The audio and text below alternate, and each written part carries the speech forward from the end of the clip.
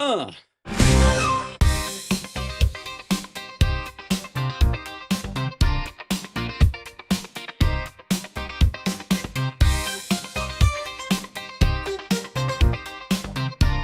Oh, thanks for sharing that show. Thank you, Linda. Thank you, Primrose. Share the show. Let them know we're here. Annoy the maggot in your life by helping us beat the algorithm that is trying to shut the show down. That's right. Get our subscriptions up. I think we've earned it. Come on. Man, I'm tired of being right. Moon River.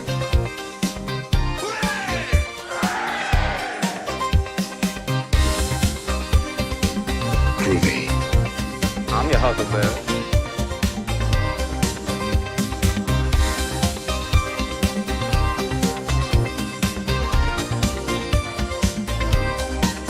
Did IQs just drop sharply while I was away? Oh, come on! What the hell? Okay, you guys aren't privy to all the new shit, so, but hey, that's what you pay me for. All I'm offering is the truth, nothing more. Call me Snake. He's you real nice. If I didn't have puke breath, I'd kiss you.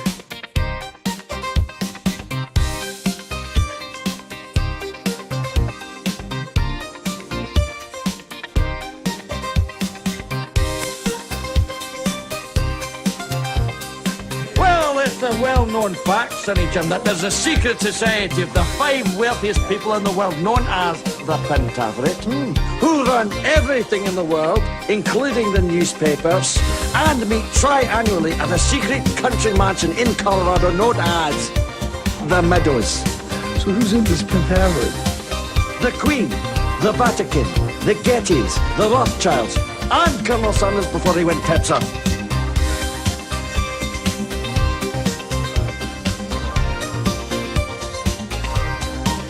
Use small words that you'll be sure to understand, you warthog-faced buffoon.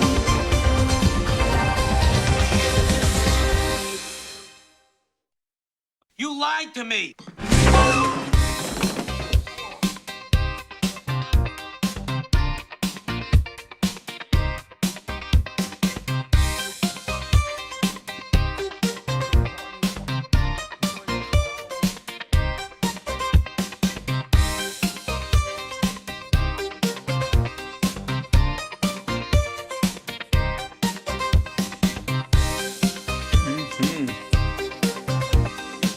All right, get ready. Almost there.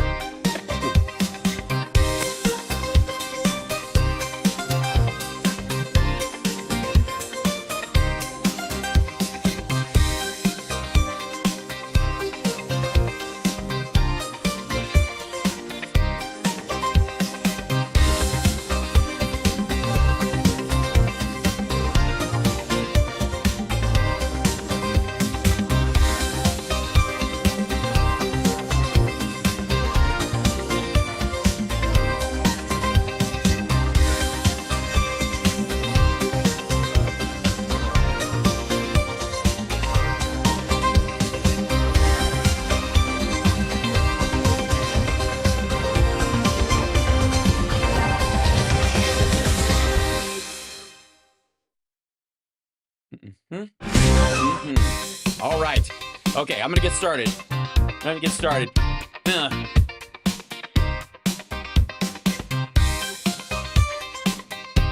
I'm not, I don't have time to just dance the night away. I don't have time to do it. We got too much to cover. We got too much craziness to deal with. Welcome. Hi, chat room. It's Hal Sparks Megaworldwide. I'm your host, Hal Sparks, and I will be Hal Sparksing the rest of the evening to the best of my Hal Sparksin abilities. And boy, oh boy. I love it when folks, the great questions can be answered. You know what I'm talking about. You know, when you're like, that my favorite one probably is, and many of you know this, is when Republicans and maggoty hosts will go, this is what the Democrats are really thinking, or this is what the liberals are really planning, or this is what the leftists are blah blah blah, right? And they're like, oh well, good, I'm so glad I tuned in to find out what the fuck I'm on about. Now it should come as no surprise that they're wrong most of the time, and when they're right, it's broken clock theory. And we'll deal with a couple of things, including Chris Van Allen's visit to El Salvador and his meeting with Kilmar Garcia, and the value of that in general. And again, I will restate for anybody in the cheap seats, it ain't about the guy, it's about the rule of law. It ain't about the guy, it's about America. Because America doesn't mean shit if we have the same fucking judicial system as El Salvador or China or Russia. Do you understand?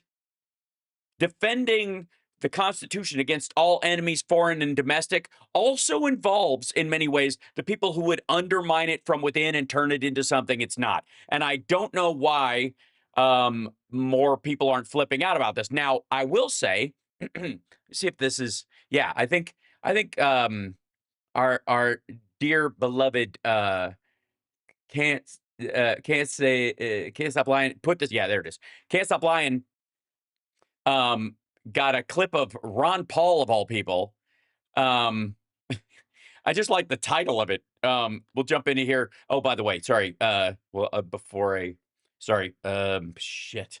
Nunt warning. There's definitely tonight. It's going to be fairly nunt heavy. Just consider forewarned. Is, I don't know, get some steel wool for your brain and some salt for your eyeballs. I don't know what the hell you do to get the image of his nunt out of your face. And I got to say, hats off to Nicole Wallace today, because all the pictures they're using of Trump when they're talking about these stories are, they're brand new and some of the shittiest pictures this man has ever taken in his life. And that's saying a lot. And at one point I was like, I don't know how you find a good picture of him. Touche. But also it seems like they really were digging for like the ones where he's going, like, and I was like, way to go, production team at at Deadline White House. Anyways, so Trump mentioned sending American citizens to El Salvador gulag. What? This is from the Ron Paul Liberty Report, the ironically named Liberty Report.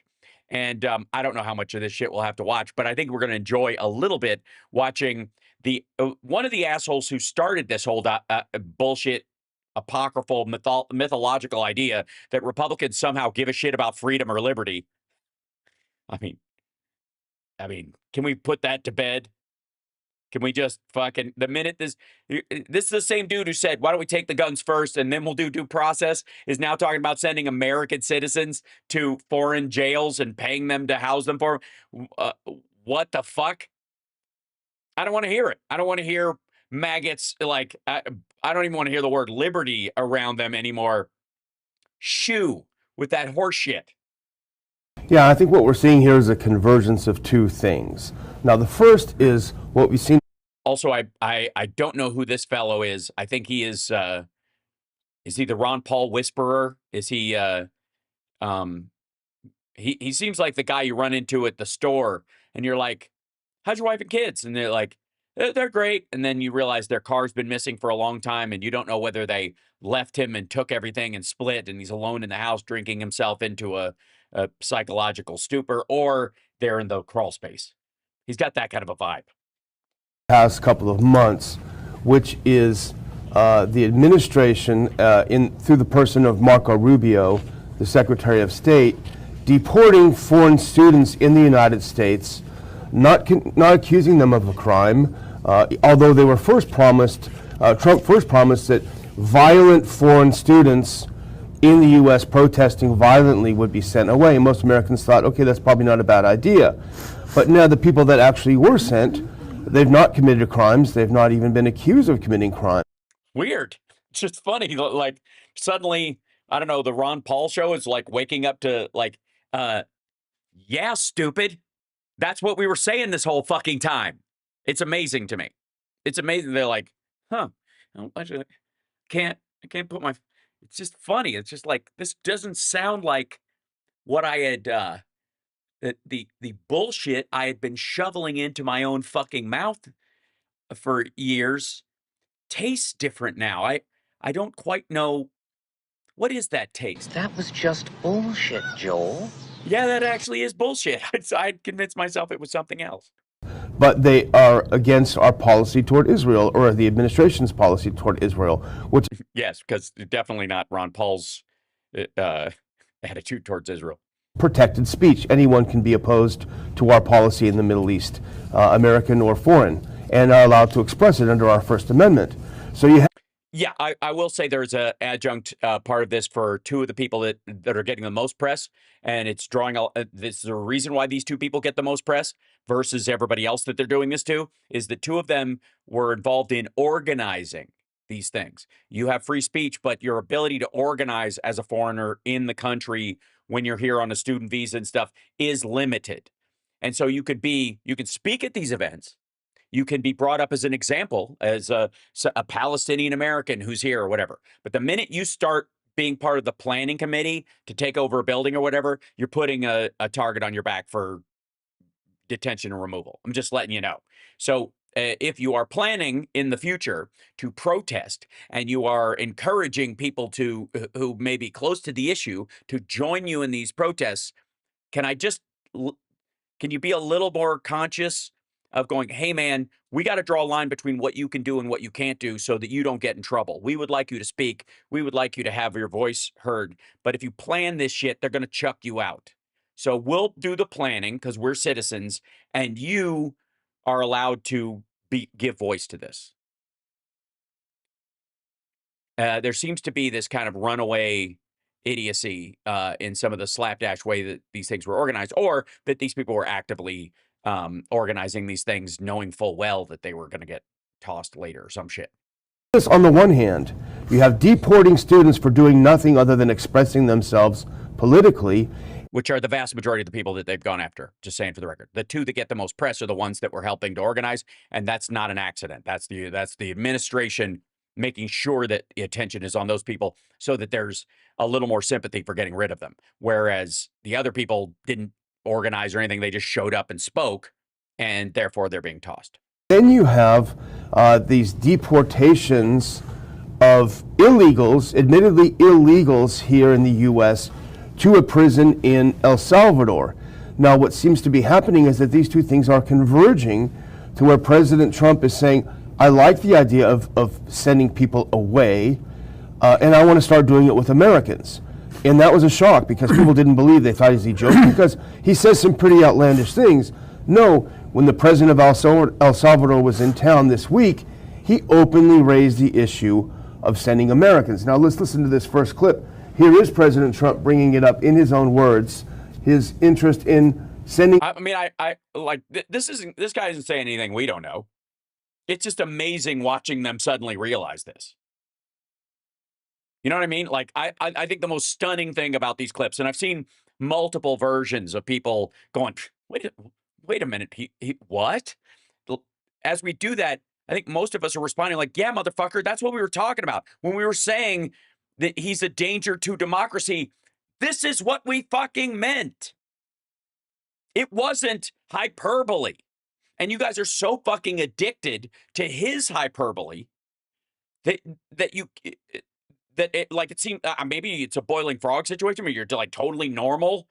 It's like you're used to exaggerated language and you're used to ignoring what he says. So when we say something and we're not being hyperbolic at all, you're like it's all like politics is the art of hyperbole these days. It's all just big talk. And then he gets in and he starts fucking doing it and you guys are amazed. You're like, asshole, we were telling you last time, the only reason he didn't do the worst of this shit is because he had people around him who were kind of stopping him, either his lawyers or other people who gave a shit about the integrity of the Constitution and the government that we have. He doesn't give a fuck now. And he's surrounded himself by a bunch of assholes who don't give a fuck either. And they're not doing anything to slow him down. If anything, they're snowballing this shit. So again, why these assholes are are surprised, I think sorry, what was this? Who said Zelensky reportedly offered the United States $50 million for military equipment? It's yes, that's going to be part of the deal you'll see next week. They don't have the ability for complex thought or analysis. Okay, I agree. However, this is not complex. This isn't. I mean, maybe I'm just, because I grew up a redneck, I'm aware that we might do some stupid shit, but we're not dumb. Stupid is knowing better and doing it anyways, right? Dumb is just ignorant. Dumb can be fixed. Stupid is a choice, right? And we can at least go, hey man, that guy's been bullshitting me. Like, you can be relatively dumb and still realize this dude's fucking with you. You bought it, dummy. Now you have a choice. You can stay dumb or become until you become stupid, or you can stop being dumb, and you might not ever get to smart, but you certainly won't continue down this path. So, fucking hell. Anyways, that was that's like a quick clip of these guys. Same show. I believe this is from the same episode, although it might be is it a different shirt? Hold on. Nope, different shirt. So either changed because he spit up on himself, or it's another episode. But it's again, never forget the Iraq War lies. Lies are being recycled for war with Iran. Yeah, you stupid son of a bitch. Yes, yeah, we know. That's what we were telling everybody. That's what we were warning you about, you dumb motherfuckers. Okay, so this I have to see. Trump waved off Israeli strike. That's adorable. It's the article I covered yesterday. After divisions emerged in his administration. So President Trump... By the way, over when, not if. The bombs were loaded in the bomb bays, and President Trump said, hang on a minute. Bullshit. Simmer the fuck down. Like, yeah, he called it off at the last minute like a hero. Like, he dove for the button and pushed somebody's finger away. Get the fuck out of here. We're not going to do that right now. Well, right now. Nothing. We're not going to. I'm taking a stand for America and for the world and for security and peace in the name of Jesus. We're not going to bomb right now. This is a pause for America. Make America pause again. Paul. As with always the case with the New York Times, you have to read the Times as if you're in 1950 Soviet Union and you're reading Pravda. So you want to know, what's the party want me to think about something? Right. Okay. So according to this fuckhead, the New York Times is Pravda for Trump. Which, by the way, this asshole just added bullshit prosaic details to this story that was absolutely not in there. This idea that the bombers were in the fucking air and he called them off at the last second. None of that's in that article. None of it's true. He added that shit. And that's exactly what the Times does. Iran had planned to strike Iranian nuclear sites as soon as next month. Yes. What were the bombers going to just circle for a year? It's like, we'll go on a monthly loop. And then you just let us know when we need to bomb. We'll just stay in the air and refuel till then. Waved off by President Trump in recent weeks in favor. Recent weeks, immediately.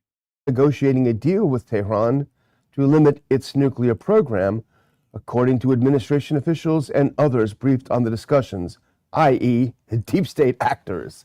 Trump made the decision after months of internal debate over whether to pursue diplomacy or support Israel. We already saw this article, dummy. Jump ahead. Ability to build a bomb. You have to keep that in mind. In other words, a cakewalk. Go to the next one. Israeli officials had recently developed plans to attack Iranian nuclear sites in May. They were prepared to carry them out and at times were optimistic that the U.S. would sign off. The goal of the proposals, according to officials briefed on them, We looked at this shit. I want to hear. central. Does Ron Paul jump into this shit? Hold on. Okay. Oh, sorry. Iran Observer. Trump waived. God damn it. Where are you? There she is. He just reads through the article. Don't. It's Tulsi Gabbard, who went before Congress at the end of March, saying, and now she is the director of national intelligence. She has access to all of our Ironically, intelligence agencies. She says Iran is not building a nuclear weapon, and Supreme Leader Khamenei has not activated the nuclear weapons program. which is what Russia wants her to say. It's awesome. And you would say, oh, but Tulsi is unreliable. She's a well-known peacenik. She must be No, she's not. She's not a peacenik. Simmer down. making this up to try to forestall a war. Well, in fact, this is the same assessment that the intelligence community has made since 2006, consistently, right? So there's a No, not right. Hold on. Whatever side of this you're on, nobody can say that consistently since 2006, the intelligence community has said that they are not building a nuclear weapon and they have not activated their nuclear weapons program. Like, what are you talking about? Like, every time a Republican gets in, they talk about that it's right around the corner. We're 6 months away, 2 days away. We're 10 minutes to midnight. 2 minutes to midnight. Right? connect. Well, there's this reasonable plan for the U.S. to help Israel put on hold Iran's nuclear weapon for a year. Trump didn't sign off on it. But then you say, what nuclear program? What nuclear weapons program? They don't. You're right. I do say that. Like, I wake up sometimes and I just pop. Don't you do that? You pop off the pillow and you're like, what nuclear weapons program? Summer's like, are you doing politics in your sleep again? Like, yeah. Have one. We've been told by the intelligence community consistently. No, we haven't. They've been trying to get one. That doesn't mean they're not going to build one. That's the whole point of this, is that you don't know who to believe and it's a back and forth. But like the idea that the DNI or the fucking intelligence community has been consistent about, yeah, no, Iran, they're not going for a nuke. For a decade. Are you stupid? That they don't have one. This is exactly what the neocons did in 2002. They want, on the one hand, it's a cakewalk. It's a cakewalk. But we have to go in. I mean, if Israel wanted to take out Iraq in 2002, they could have gone for it. Iraq was a very weak state at the time. But they wanted the United States military to do the heavy lifting for them. Oh, I see. So, beg your pardon. According to the Ron Paul Liberty Report and I don't know, the preacher at Our Lady of Gin and Tonic over here, we attacked Iraq not because of Project for a New American Century and Halliburton and Dick Cheney and all these guys planning this like 7-nation war that they were going to bang their way across. No, it's just because Israel wanted to bomb Iraq, but they had us do it. What the fuck? On the one hand, they come here and say it's weak. It's going to be a cakewalk. It's no big deal. Nothing. By the way, you guys have to take the lead. You got to take the hits. You got to take the kills. You got to drain the blood. You got to drain the treasury. You got to do all the work for us. And they're doing the same thing again now. That's the same person, Netanyahu, who's doing it. Okay, I got to Trump say, like, waved off. I was hoping that Ron Paul would join in this, but he apparently passed out in the other chair or some shit. Is that what this show is like about? All the fucking. Hold on, I have to check something. The Ron Paul Liberty Report. Look at the peace dove, everybody. He's for peace. He's a peace dove guy. Never mind that the Russians paid for all of his grassroots astroturfing. New York Times bombshell. Trump called off planned Iran strike. Never forget the Iraq war lies. So that was where lies are being. This is what we just watched, and this must be the longer segment. American troops are meant to protect America. This is an old statement from him. The plans say what? Say who? Alex and the city crew. Say what? Say who? All right. Will Trump ship Americans to El Salvador gulag? Yes. Real ID is tyrannical. Authored by, this one we have to check into because remember, okay, I know Here we go. Let's see what I why does he look like W.C. Fields' like grandson? Homeland Security Secretary. And by the way, whose idea was it to sell condoms shaped used condoms shaped like Ron Paul? All right, here we go. Kristi Noem is turning into a real disappointment. Oh God, Kristi Noem, and we had such high hopes. I don't drink water because fish fucking it. All right. This is one of a number of things that she's done. Yeah, like all of them. Sorry, it's just like, yeah, it's stupid. Really kind of back up what you warned back when they created the department. It's going to be limiting our liberties, not anyone else's. We'll put on this first clip. This is from Newsmax, and they recognize. So Kristi Noem came out on Friday afternoon. Real ID announcement receives wave of pushback on X. Why don't you push back then, you pussies? Why they're like, it's so amazing. They're like, the X really hates this. I mean, we're being very balanced about it, but I mean, people on X think it's terrible. I'm just saying. I'm not saying I do, but I am, but I kind of am.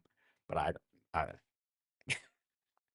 She said, "I got news for everyone. We are going to start." By the way, why would I give a shit about a bunch of like Grok-based bots run out of the Middle East? What they give a shit, what they say about real ID in the United States.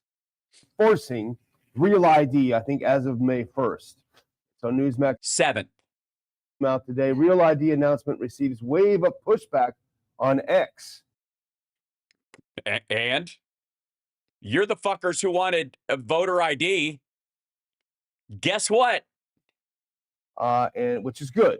That it gets pushed back or that it was announced. Next one. Here's what Noem did Friday evening. Now that's when they all. Noem did this. That bitch. She just decides to on her own. You know what I'm saying? The nerve of this lady doing obviously what has been in the plan for a long time, because they get in there and they're like, we're all about this. We got to get rid of this government overreach. And then they get in there and look at the reality and go, oh, you probably, yeah, you can fake the regular ones. The regular IDs pretty easily. All right, we do need better. We do need better ID. This is kind of bullshit now. Do something they don't want to have any people noticing it. She announced a digital ID known as Real ID, which requires a high resolution digital facial image, would be required by May 7th to fly. Starting May 7, you will need a real ID to travel by air or to visit federal buildings in the U.S., she said in a video on X. These IDs keep our country safe because they help prevent fraud and they enhance security. Yeah, they do. And again, aren't you supposed to have? Have we not just heard about the importance and the power of ID, and we don't know who these are, and illegals are using people's identities and blah blah blah forever? And now they're like, yeah, you're right. We need an ID that actually you can't fucking hand to your brother who looks vaguely like you and walk into a bar that way, and you can use that to vote and to get on airplanes and shit. We might, Jesus. And as soon as she said that, right. Yes, this isn't Noam's idea, Bonnie. It is. You're absolutely right. It has been in the works. This is true. Ensued on X, including Dr. Paul, by our great friend Thomas Massey. Go to the next one. Oh yeah, Thomas Massey from Kentucky is flipping out about it. He just hates real ID all of a sudden. And honestly,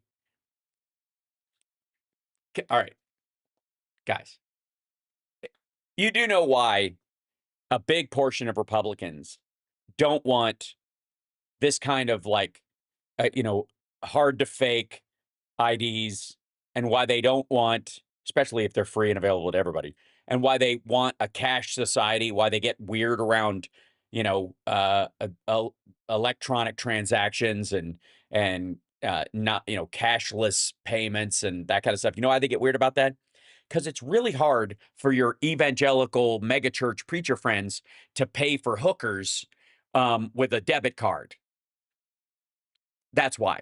And I don't know that they take Target gift cards right? And also, if you're using an ID like that and it really is trackable, they're worried that you'll be able to, like, it's got situations where they could tell if you went into a place and you came out, whether it's still in the building by its RFID in it, that kind of stuff. That's why, because they want, again, Alan Watts said, Christianity is the highest form of kink because nothing's kinkier than making sex dirty. And a lot of these guys live a DL life. They live on the down low. And they're worried you're going to find out. Whereas I think on our side of the aisle, the idea is that we should decriminalize a lot of the, morality crimes because it's nobody's fucking business. Whether it's personal use drugs or prostitution, those kind of things, as long as it's consenting adults, as long as you're not putting anybody in harm's way, liberty and libertine, right? That seems to make sense. And it would seemingly be on the side of this, the freedom Caucasians and that crowd should be for total autonomous individual freedom, but they're not. And part of the reason they're not isn't that they don't do those things. It's because it only works for them if it's wrong, right? They can't, there's no excitement or titillation if it's a shared experience. If you're sexually engaged with somebody that wants to be there, where's the fun in that, right? But if it's like this dirty little secret that you have to keep, hidden from everybody, at least it's kind of maintains some of its fucking excitement, right? So that's why. I'm just saying that anybody who comes out and goes, we need stricter laws about these things, but we also need to be able to pay for everything in cash. You're like, all right, what are you using your cash to pay for? As long as there's no children involved, who gives a shit? Anyways, fuck them. It's a lie. The point is that we're all dealing with this bullshit because of their ridiculous need for titillation and their weak sense of consent, honestly. He hit it right on the head. He called BS on Kristi Noem. Get him, Thomas Massey. Real ID isn't needed, and it won't stop terrorists from hijacking planes. Well, no, we have different screening stuff for that, but also we get, they've got locks on the doors. We've taken a lot of other steps. And yes, an ID that's harder to fake or impossible to fake when you're going through TSA, if it's got the facial scanners, because you'll notice I have TSA pre and clear because I travel so much, and who the fuck am I hiding from? Yeah, hit that like, 1,634 minutes. What's up? Hit those likes, throw some bits in there, give us a hype train. I haven't even asked for a hype train on Twitch in a long time. I have more to worry about from little brother than big brother. You know what I mean? Like, is that the guy from Lab Rats? Right? You know what I mean? So it's not like I can sneak around. Right?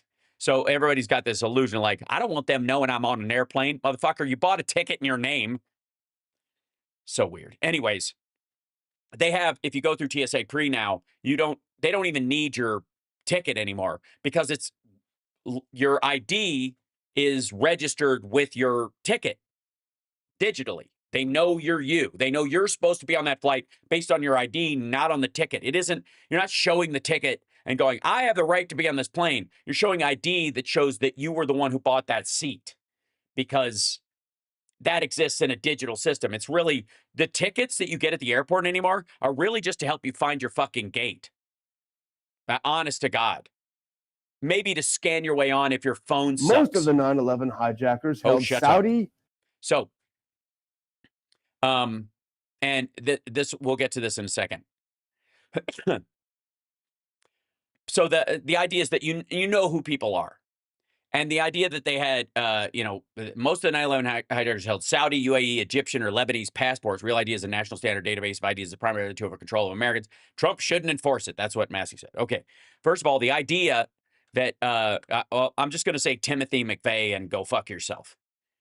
Because your ID isn't just to get on a plane. Your ID is also to rent vehicles and that kind of stuff. And if they're flagging like, hey, we've got intel right now that somebody's setting up a fertilizer bomb through a network of people, and then all of a sudden some people on our watch list, because they have their ID, rent a vehicle because they need the real ID to do it, and another one won't work. They know that's the person, as if you were renting from someone you knew personally, because that's the standard. You know, when they scan it, that would red flag it and go, hey, McVeigh and his buddy just picked up a giant Ryder truck and they're driving towards a farm to pick up a load of fucking liquid fertilizer. That's part of it. Anyways, and the other thing too is that it's going to expire to, like, having a effectively TSA in your ID, knowing who you are to the depth that we have TSA pre on most people, will speed up the fucking process. So hold on one second. There we go. And there we go. UAE, Egyptian, or Lebanese passports. Right. And those should have been tracked by the government in response to that. And they would be post 9/11. However, if they had American sympathizers that had traveled back and forth and they're like, hey, this dude flew back and forth to ISIS territories and then he's come back and suddenly he's learning to fly and doesn't have any interest in learning how to land, it would red flag something and you could use that. Duh. That's like saying, you know, if we have rules, if we tighten the rules about first-degree murder in the United States, you know, that won't stop people from flying in, murdering someone, and flying out.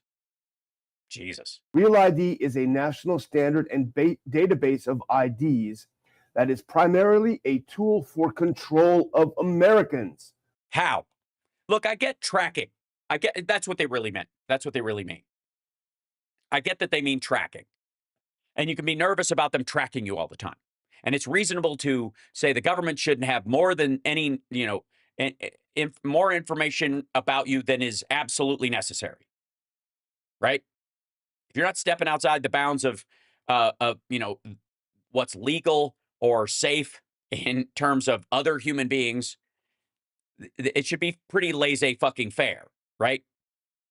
So the tracking part of it is what they need to say. The control part, and this is the word that they use about vaccines, they use it all the time.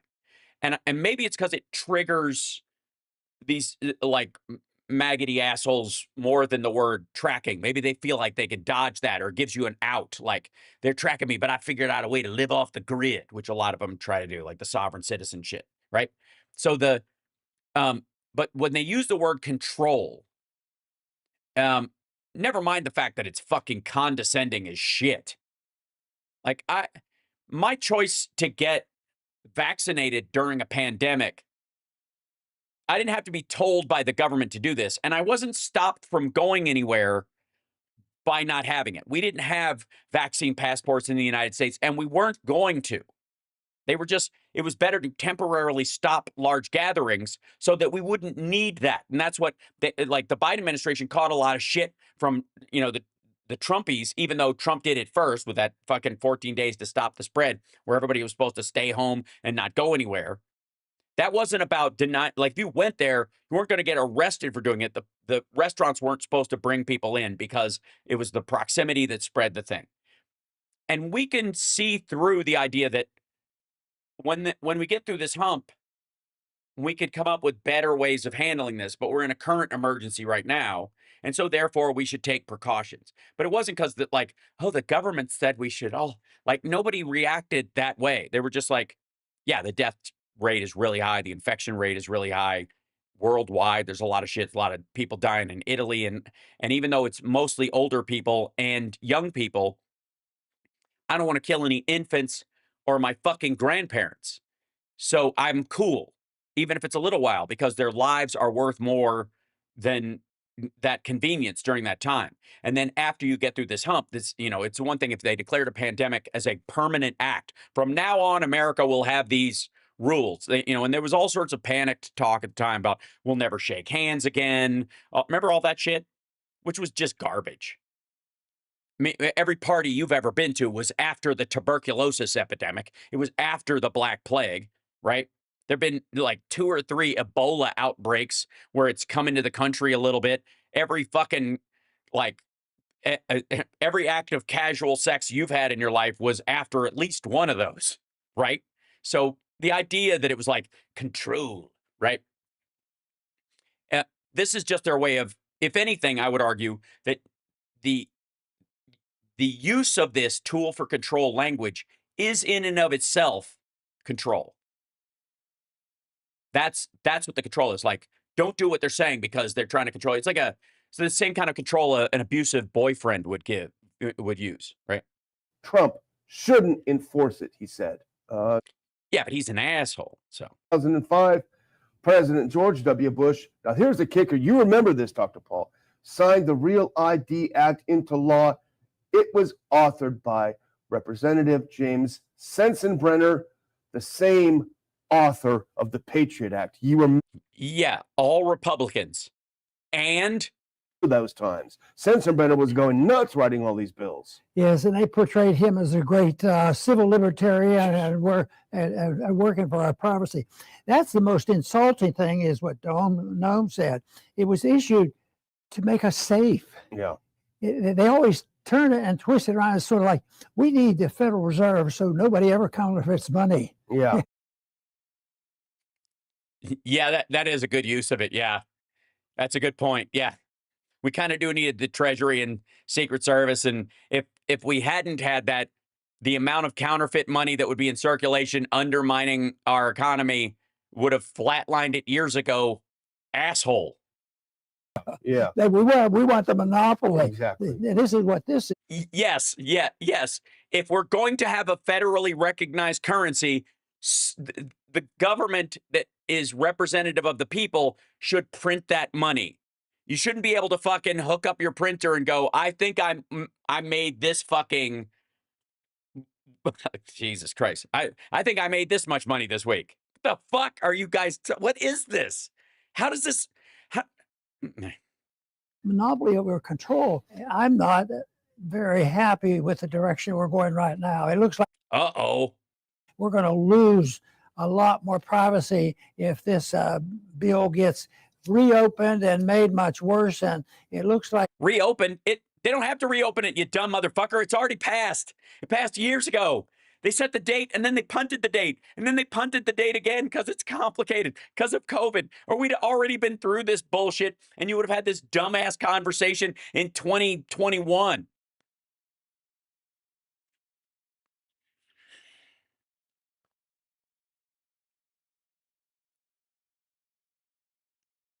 Hey, Ron, if you're worried about your Real ID, don't use it.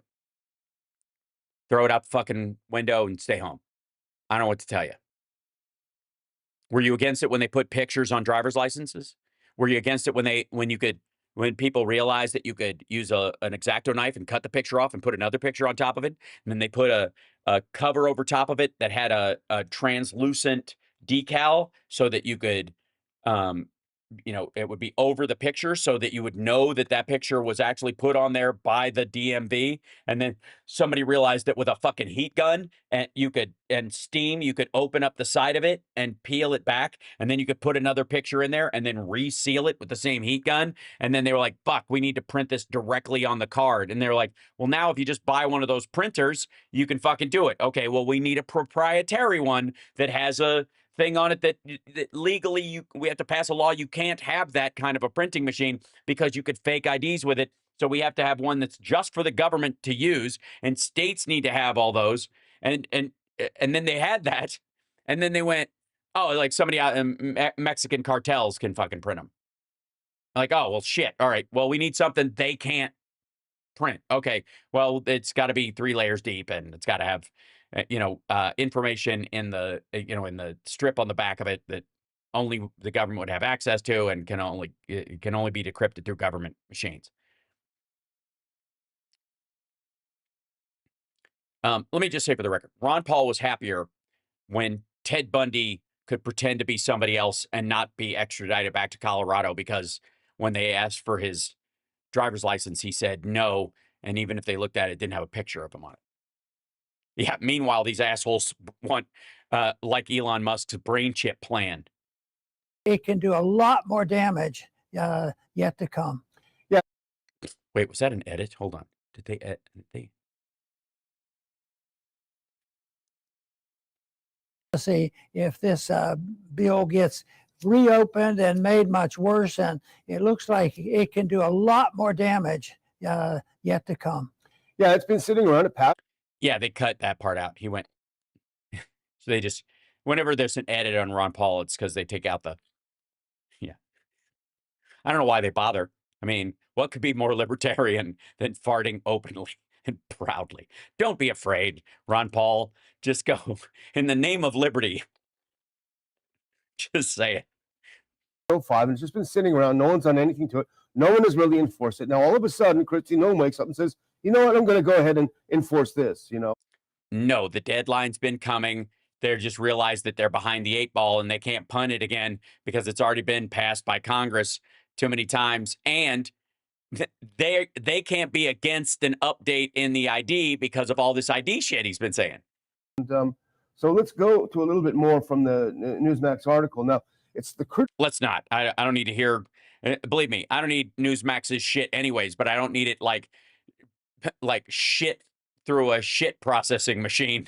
I don't need second generation bullshit for these folks. Now, speaking of bullshit, Hannity,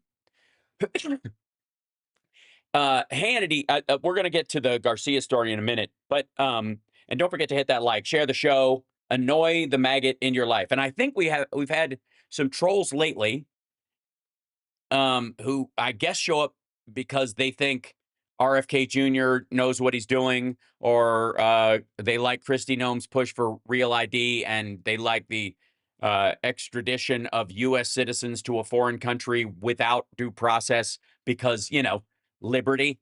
I mean, you know what? You and I don't know why. I mean, this is like, I feel kind of silly. Maybe our problem is, and this would be a question for, you know, Glenn Beck and Greg Kelly and all that crowd, and fucking Jesse Water on the Brain and Rob Shit and all those people. I have, it's so weird. I have been assuming that when these guys were swearing an oath to the Constitution, that they meant the U.S. Constitution. But I mean, the Confederacy had its own constitution. Maybe that's what they're doing. Maybe I need to read that thing again. Maybe this all makes sense if you are defending the Confederate Constitution against all enemies, foreign and domestic. If you read it, you're like, oh, okay, sure, right? It'll make sense all of a sudden. Anyways, so we'll get to that in a minute. But Hannity has on RFK Jr. because he's doing fucking cleanup. Okay. In Colorado, you can opt out of having your license scanned for lottery tickets, cigarettes, alcohol, cannabis, etc. You just hand over a birth date without other info. I don't know that that's a good idea. Because the whole purpose of that in that situation is so that kids don't buy it or people under 18. I would argue under 25 would be better because your brain is still cooking.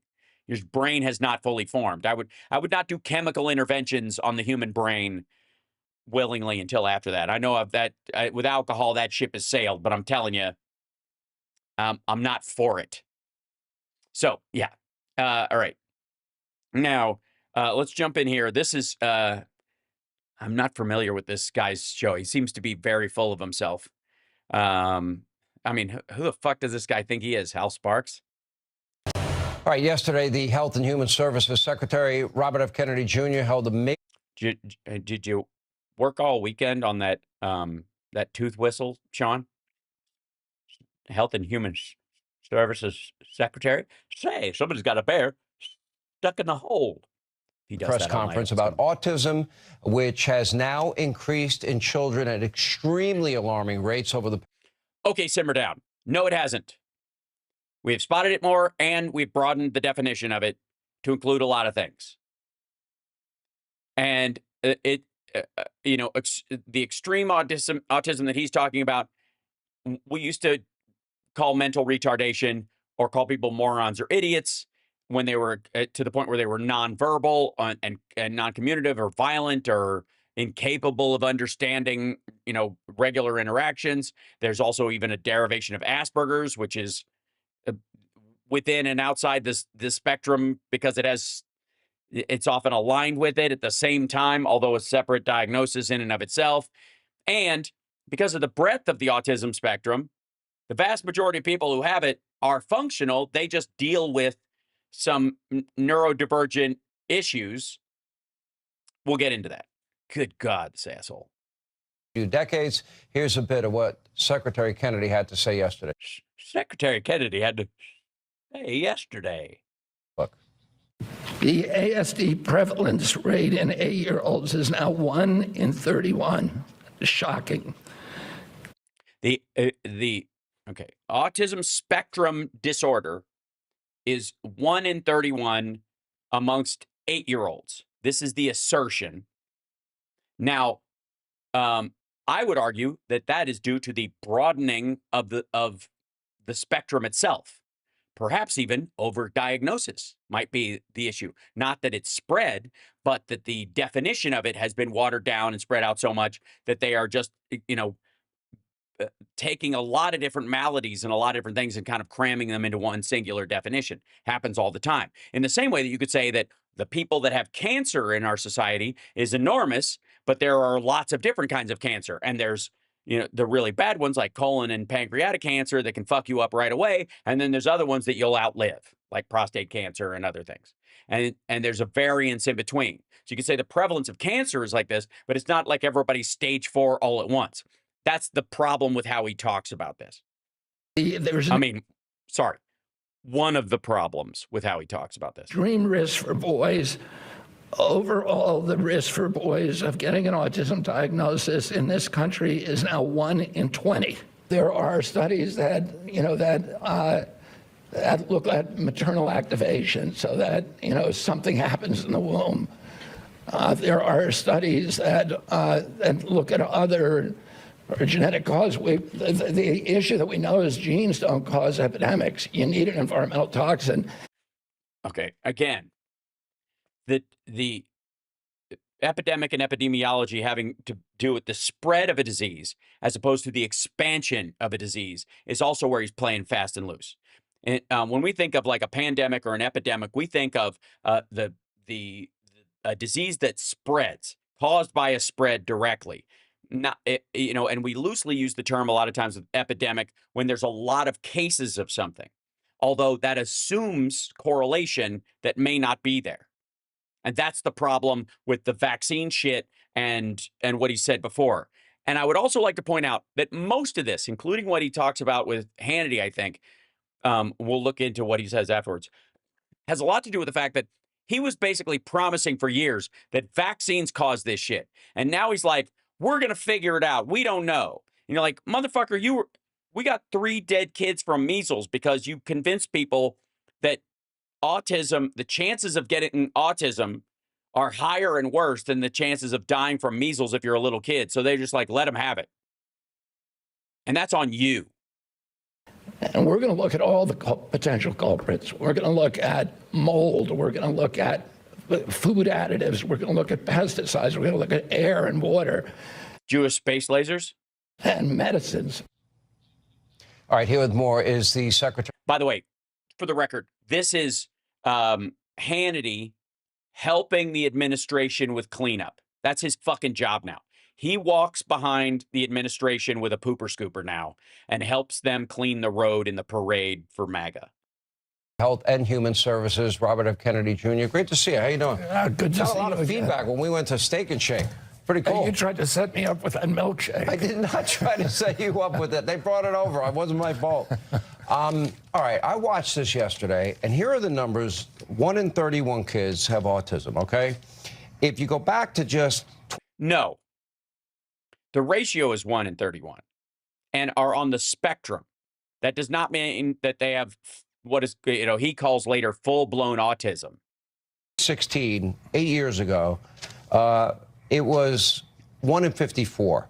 If you go to 2000, it was 1 in 150. What was the number? Yeah, but we were also using phrases like retardation back then. more, and now they've moved in using that term. It's again, it's like an updating of the terminology after a while. When you were a kid, and what do you think is going on? Well, there's really good data on that. There were many studies in the peer-reviewed literature.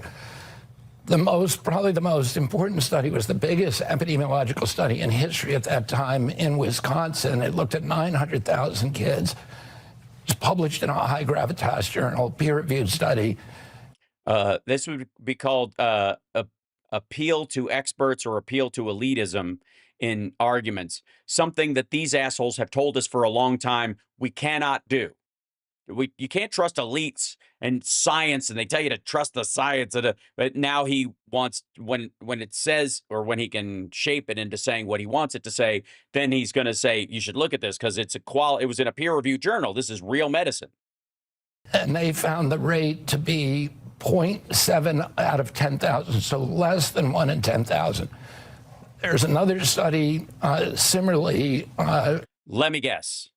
Right about the time they first named autism as being different or a subset of being mentally challenged or mentally retarded, depending on what phrase you were using at that time. Notice he's got no date on this study. Just trust me, bro. And that nothing's changed since. Important study in 1985 in North Dakota. Yes, remember the word autism was everywhere in 1985. They looked at virtually every kid in the state, and they found that there were 60 kids with autism. Well, in North Dakota, you can look at every kid in the state because it's like 190. It was about 3 per 10,000. So it went from 1 per 10,000, less than 1 per 10,000 to 3 per 10,000. Today, 2 years ago, it was 1 in 36. The CDC data that we released this week shows 1 in 31, but it's a state-by-state data.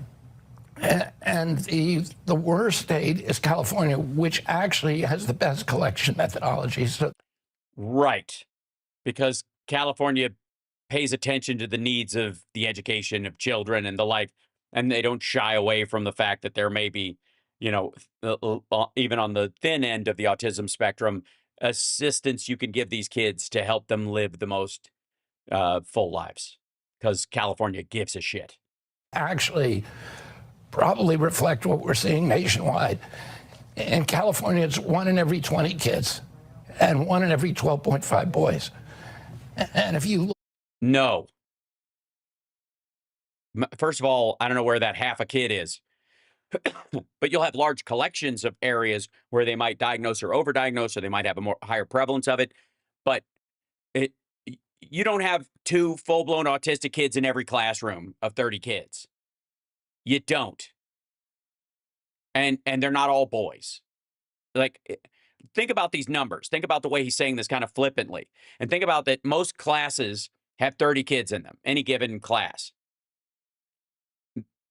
And the idea that these are all like, like heavily, highly autistic, extremely, nonverbal, can't function, all this kind of stuff. That's the assertion he's making here. Like, this number has just gone through the fucking roof. Minority numbers, which we don't do very well, is much worse. And the low-functioning autism, in other words, people who have full-blown autism, which is about... And there are degrees. Oh, yeah, there are degrees. About 25% of the population of that, kids with autism, about 25% of them are nonverbal, non-toilet trained. They have all these stereotypical behaviors, head-banging, biting, toe-walking, stimming. Yeah, again, all stuff that we associated with, a myriad of variations of mentally challenged or mentally retarded for decades. They just changed the name of it in an attempt to go, oh, they're not unreachable. There was this belief that, like, deaf kids, like, after they realized that deaf kids weren't retarded back in the, in using the phrase they were using at the time, in the, 60s and 70s, they're like, oh, he's not mentally challenged. He just can't hear. Once they had a test for that, suddenly, magically, the number of mentally challenged kids goes down, but deafness goes up statistically through the fucking roof. What, is there something in the water? No, it's because we recognized that we were misreading what was going on with these kids. And that population is growing higher and higher. So it's becoming a larger percentage. So we're seeing much, much more. Also, fuck you. They're also scraping off the tails of the autism spectrum and saying this kid's just distracted or whatever. They were originally saying this kid's on the spectrum, and then they're saying it's too thin to be a real diagnosis, and there's enough variability in it to go, your kid's just interesting. He's just on his own. He's just bored. He's going through a phase. It's hormonal. Kids go through different phases. It's not a disorder. He's just a fucking kid. She's just a fucking kid. And the parents, will get a diagnosis from one doctor and not one from another. And then that takes the taper off the end of autistic. So what that means is, as you eliminate, say, 15% of people who used to be on the spectrum, the overall number gets smaller. And the people who are severely autistic, who are in the dead center of it, are a bigger percentage of the group now. If you pair off the people who are barely on the spectrum, then the people who are deeply in the spectrum will, of course, show up more, and the numbers will get more dense. Like, this is just so fucking stupid as a reading of, like, and again, dude's not a sociologist, not a statistician, not a medical doctor, just a bullshitter. I mean, he does have some medical experience in that he used to be an intravenous heroin user. So he's done some self-medicating.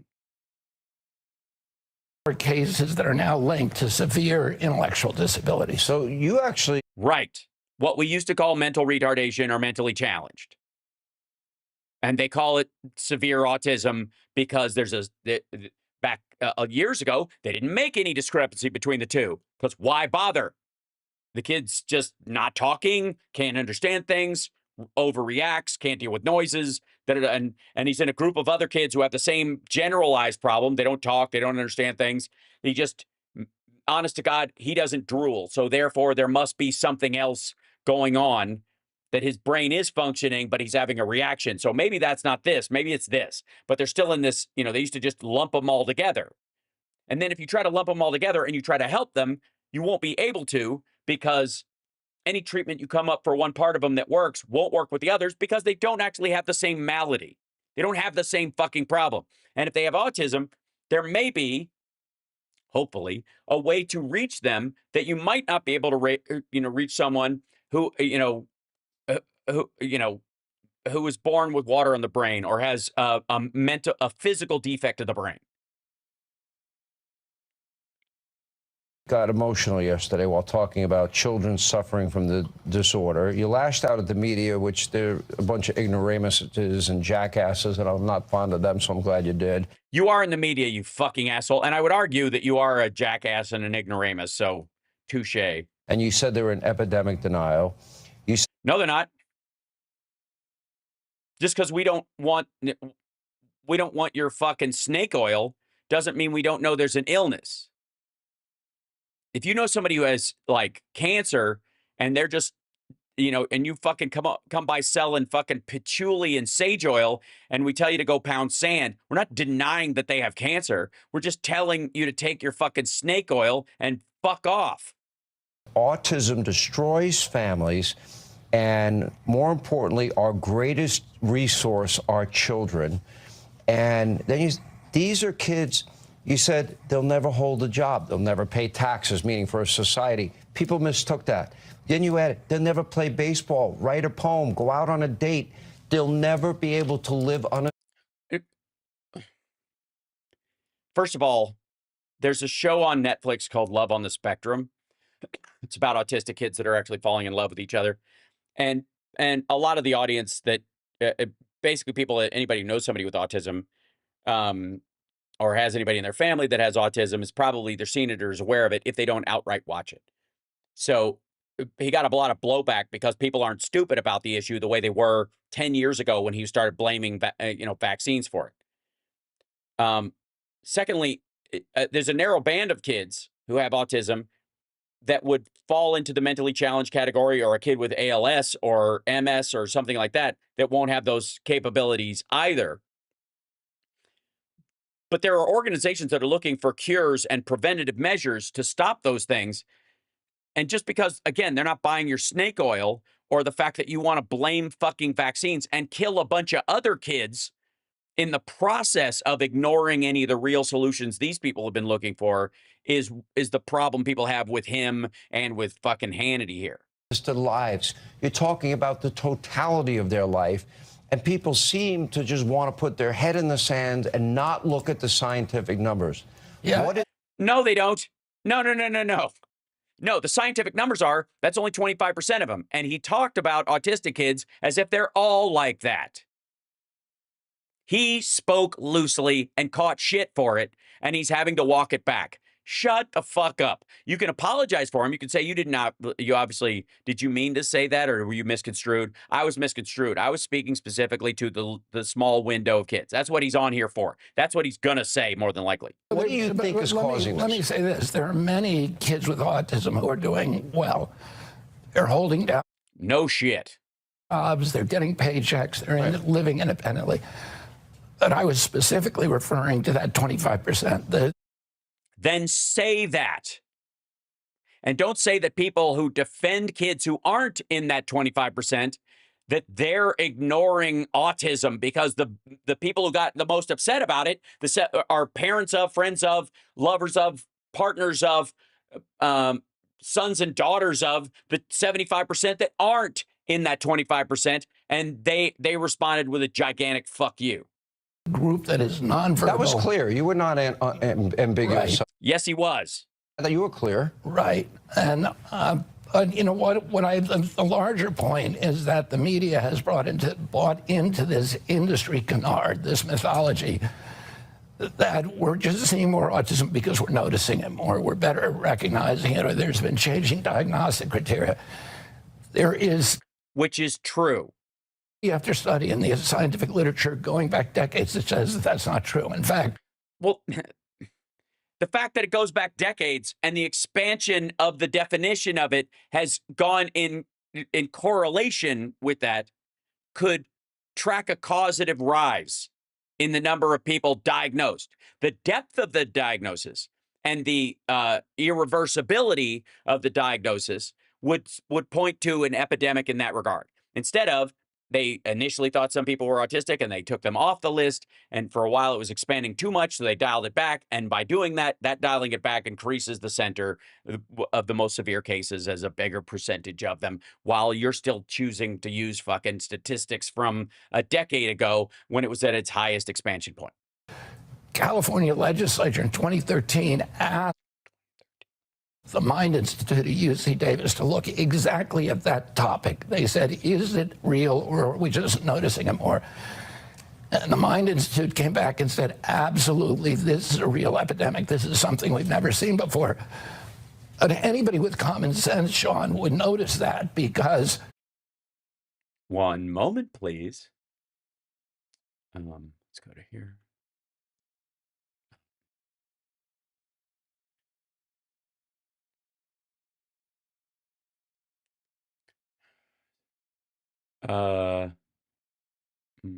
Mine is a 2013 autism study.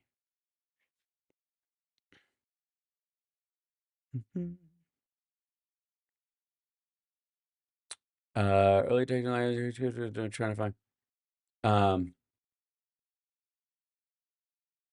2014. Here you go. UC Davis, here you go. This is I think what he's talking about. UC Davis Mind Institute researchers launched study examining autism in girls. Autism is far more common in boys than girls, affecting 1 in 54 boys, 1 in 252 girls. But little is known about the biological difference between boys and girls with autism. A new study called the Girls with Autism Imaging of Neurodevelopment, or GAIN study, led by researchers UC Davis Mind Institute. We know that the incidence of autism is much lower in girls than it is in boys, but we don't know how much. We don't know much about why that is and what those differences are. because autism is so much more common in boys. Girls are often understudied, and we haven't had a chance to evaluate them in depth. Okay, this is the beginning of that study. That's their media contact and all that kind of stuff. We will jump over, screw around over here, pick this up. Move, you silly thing. Oh, I gotta move it down. What is happening? Go out of here. Okay. Trying to find the immune system in autism. That's 2018. Early intervention for childhood autism. That's the NIH in 2015. Child Mind Institute, Autism Center Research Labs. The Child Mind Institute, Rising Autism Rates, What Parents Really Need to Know. This is a YouTube video about it in what year? It was a year ago. So the child, and I don't know if this is the same child. See, 1 year ago, a clinical psychologist at the Child Minds Institute, insights from a recent CDC report, 22% rise in the number of 8-year-olds diagnosed with autism spectrum disorder. From 2018 to 2020, Martin discusses the implications of the work. Okay, so the Child Mind Institute versus the Mind Institute are two different things. Let's see what they have to say. April is Autism Acceptance Month. In the past 20 years, the number of autism cases in U.S. children has more than tripled, and new CDC numbers show that they're still going up. In 2020, about 1 in 36 8-year-olds were diagnosed with autism spectrum disorder. By the way, you'll notice that this is from a year ago, and they're referencing 2020, and the numbers are fairly static, which points to a rise in them and then a leveling off of the medical diagnosis itself. Up from 1 in 44 in 2018. Also, for the first time in 2020, higher percentages of Asian and Pacific Islander, Hispanic, and Black children were diagnosed than white children. Autism spectrum disorder is a developmental disorder that can affect a child's social skills, communication, and behavior.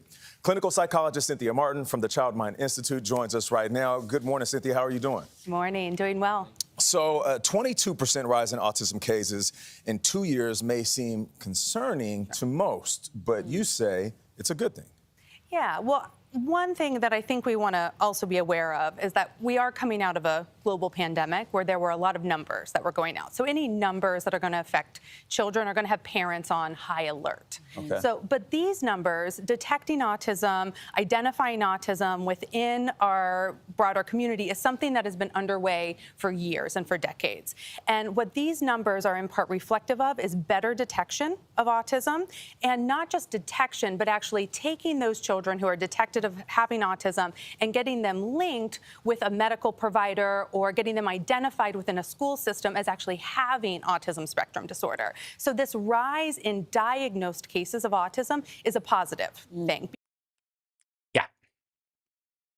So I'll see if I can find the Mind Institute part of this whole thing that he was talking about. But a year ago, she was saying, she's from the Child Mind Institute who studies this all the time. She's saying exactly what he's poo-pooing.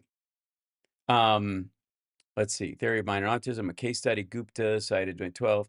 Longitudinal studies from 22 to 2021. ASD is a neurobiological disorder. The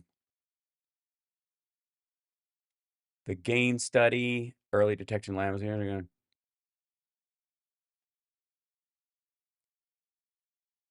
Yeah, I'm trying to find his 2013. I looked up Mind Institute 2013 autism study, UC Davis. Try that. It seems to be the girls with autism thing is what can. Okay, Autism Phenome Project. Welcome to the Autism Phenome Project. Autism can look different to different people. We know that not every therapy or treatment is helpful for everyone. Aim to identify groups of children with common traits and work. Okay, okay. Early childhood, middle childhood. Okay, so they're going through the actual treatment because the Mind Institute at UC Davis focuses on this in particular. So let's go to research and research findings. Measuring, okay. The genetic study, autism and ADHD in younger siblings, 2018 study. The maternal immune system and autism. This is one of the other ones that has come up a bunch, which is that during pregnancy things happen. Health of autistic college students compared to their neurotypical peers. Benefits of telehealth. Okay, this is a lot of 2020 stuff. Mutations in this gene that lead to autism and or epileptic seizures. California Autism Professional Training and Information Network. All good that we're taking care of kids and people with autism. Alterations in brain wiring associated with changes in autism. Screen time and associated with hyperactivity and inattention, which often get lumped in with autism but aren't. Should we just scroll back to wherever, I don't know how much further back they go. The role of maternal autoantibody exposure, intestinal illness or anything. Okay. Looking at faces may signal onset of autism in infants, engineering non-hallucinogenic versions of psychedelics. Excuse you? Autism characteristics in individual Down syndrome. Okay, whether telehealth can work. Okay. Point being is that I don't know where this this study. Maybe this. We'll do one more thing. I'm not ready to give up yet. Let me do one more, which is rates of autism. And so very side. It's difficult to pinpoint the exact autism rates reported in the specific study without further details. However, in various ones. Okay, here we go.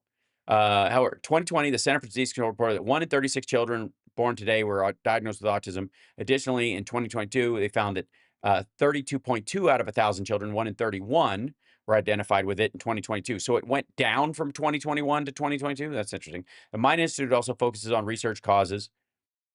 Autism resources, the Autism Phenome Project.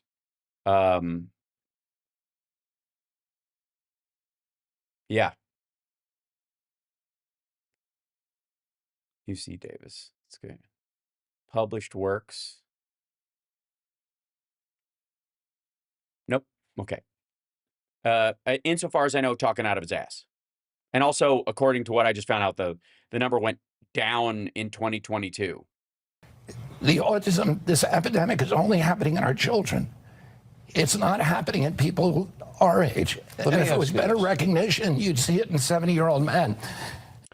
Also, what are you talking about? In 70-year-old men, a lot of them don't survive.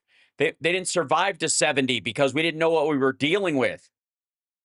People with Asperger's got killed in fucking bar fights. People with like autism got institutionalized when they were young and never got out. And I'll say this, I want to be very careful when I say it because I've never seen a person with full-blown autism. I've seen many people with Asperger's and, on the spectrum who are my age. I've never seen anybody with full-blown autism. That means nonverbal, non-toilet trained. It's that you don't see these people walking around a mall. No, you're right. You don't see a lot of nonverbal, non-toilet trained people walking around a mall, you absolute fuckhead. They're institutionalized. They can't care for themselves.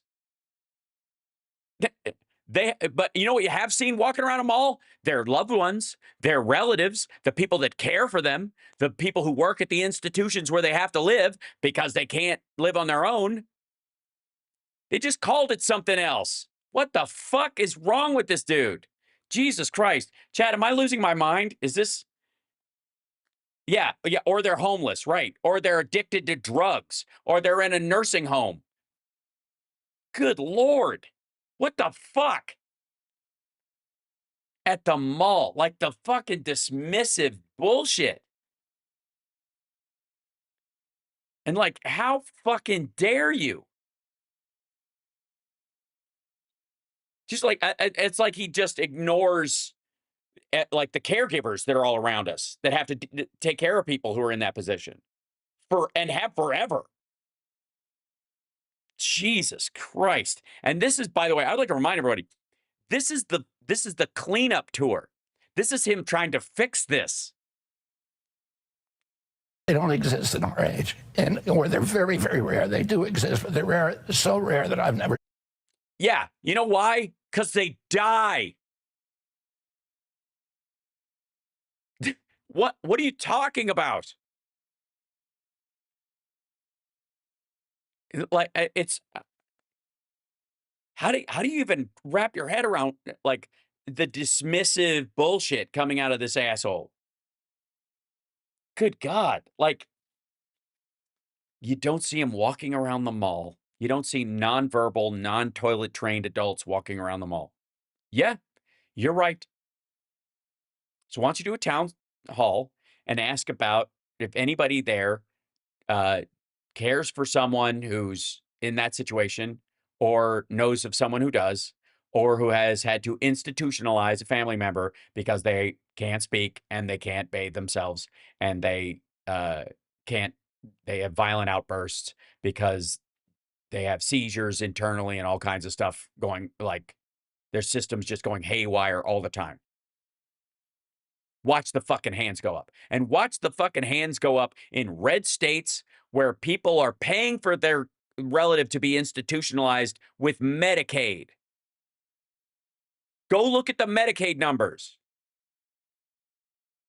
And I've been around intellectual disabilities my entire life. Yeah, but that, I mean, besides Hannity and Trump, who? But in our children's age group, they're everywhere. It's 1 in 20 boys. And in California, 1 in 12.5 boys has autism, and 25% of those look like that. Where is this? No, they don't. Jesus Christ, man. They absolutely do not. 25% of the kids with autism are not nonverbal and can't go to the bathroom in the current diagnosed spectrum that's out there. And the fucking dismissal of this is just grotesque. And if anything, one of the things that we see from this is that the reason they talk in broad representative numbers and they don't like the spectrum, you know, they'll say ASD so they don't have to say spectrum so people don't know that they're full of shit, is that the number must be extraordinarily small or you wouldn't be able to, like everybody you deal with, you know, a quarter of the people you'd run into would have autism to a degree that they would be nearly non-functional. Science pointing. Where, I mean, we are getting data. They are investigating it. Where do you think we're going to end up? What is your best guess, hypothesis, theory at this point? Let me guess. You've been saying it's vaccines this whole time. I call bullshit. I think you're going to back away from that claim because you know after you've been there a couple of weeks and you've had the studies shoved in your fucking face by people who actually do this for a living that you know it's not going to turn out that way. And you're hoping it's a food additive that we can just get rid of, one of them. And I hope it is too. I hope you find that one fucking thing. But then I also want you to go, you know what? I was barking up the wrong fucking tree. And because I was so fixated on this vaccine thing for years, I missed what was right in front of all of us. And a bunch of people died because I was a fuckwad. How about that? Well, President Trump asked me to find out what's causing it. And I'm approaching that agnostically. We are looking at everything we're going to do. We're going to be very transparent in how we design the studies. We're going to farm the studies out to 15 premier research groups. Oh, you mean the ones that Trump is cutting the funding for?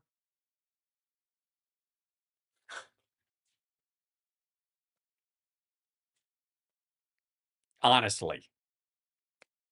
Over the country. And we're going to be transparent about our protocols, about the data sets, and then every study. You mean like every other study is? What are you talking about? What? I'm sorry. Do you think like when Harvard Medical School or UC Davis does a study, they just hide everything? What do you mean? Will have to be replicated. We're going to look at mold. We're going to look at the age of parents. We're going to look at food and food additives. We're going to look at pesticides and toxic exposures. We're going to look at medicines. We're going to look at vaccines. We're going to look at everything. Well, that's the quintessential definition of science. Oh, fuck you. And you're going to get to the bottom of it. Says who? To borrow Michael Cohen's favorite phrase. Says who? How do you know he's going to get to the bottom of it? Maybe he's going to get to the bottom of the fucking junk drawer, root around, and not come up with anything. What then? What happens when September rolls around and this motherfucker goes, we think it might be one of the blue dyes. It could be black mold. We don't really know. I'm going to go back to telling people not to get the measles vaccine because we got too many fucking kids roaming around out there. About 20 seconds. How long do you think it'll take? I think we'll have some preliminary answers in 6 months. But it'll take... We already have preliminary answers. Probably a year from then before we can have definitive answers, because a lot of these studies will not go out until the end of the summer. All right. Appreciate I'm very grateful to President Trump for putting me in this position. Yeah, that's how you know this was an apology tour. He's got to throw that in like ass-kissing shit, and that's what Hannity told him to make sure he says. We are going to have an answer, and we're going to have it very quickly. We appreciate you coming in. Good to see you. Thank you, Sean. Pitiful. Ugh. It's just gross. Just what a jackass. Speaking of jackasses, by the way, hit that like, share the show. It's Hal Sparks Mega Worldwide. I do these full clips all the way through because I don't want to be accused of taking shit out of context. I will sometimes bail out early on things, but I never, grab snippets in that regard. That was his whole segment on Hannity's show. Now, it's been a bit since we've seen the most miserable man on the internet, Greg Kelly. We've missed him almost as much as the people on the bus do. And he's having a rough one. It's been a little rough for Greg Kelly. Right here he is seen looking at a picture of Trump voters watching their 401ks go up in flames. And he's looking a little bloaty these days. I'm guessing it's liquor. Yeah, he's been popping into his, after the tariff shit has hit the fan and all this stuff. And you can tell a lot of these guys, when Trump's plans aren't working, they start doing distraction stories. They try to avoid the topic entirely.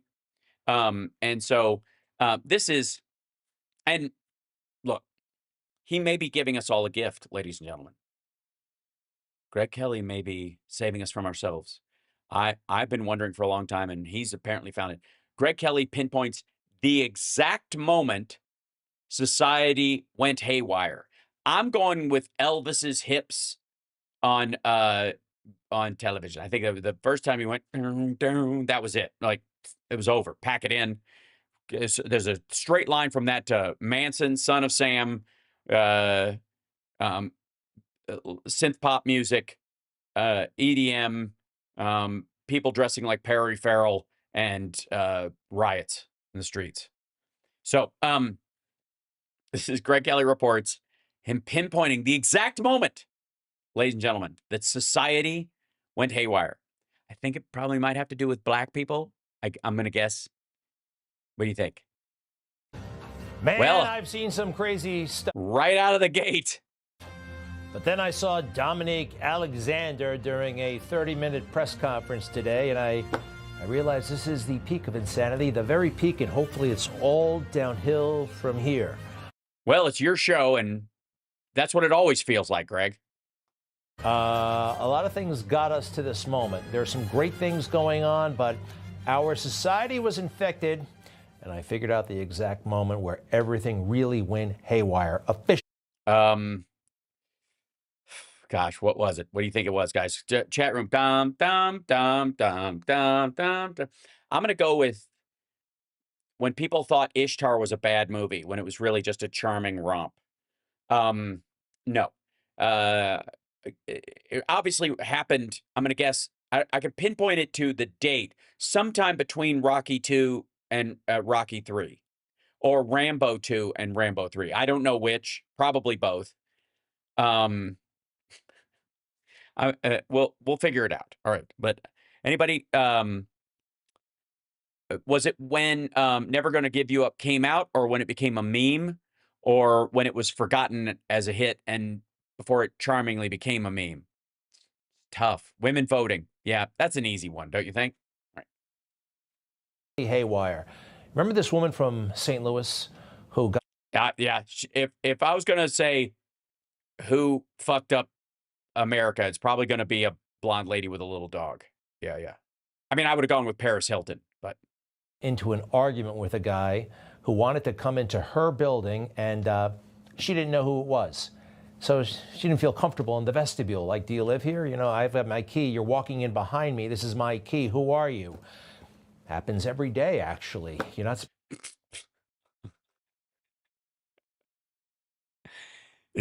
This woman wouldn't be related to Ashley Babbitt, would it, Greg? Did we find out that she's a cousin? Let strangers in the building, and women alone at night. It can be a little uncomfortable with anybody in one of those. Yeah, I know, Greg, we've heard, like, I understand many women have said this to you over time, and nobody gave a shit when it happened to you. You just got mad when it happened, you know, to a black guy, and he got a lot of attention. But every time you go into a building, shit, I'm fairly certain your wife goes, you have to use your own card to get in here, because how do I know? Those vestibules. Yes, it all started on a vestibule. Anybody else there? She got into an argument with a black person, and I. You got an argument with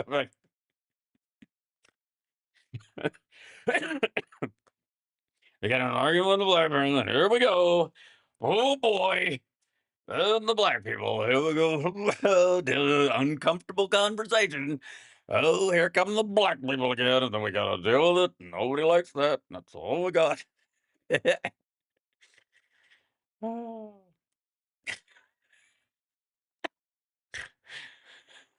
That's just gorgeous. Hold on. Wait, we gotta see that again. Him just trying to say she got into an argument with a black person. Watch his face. Without anybody else there.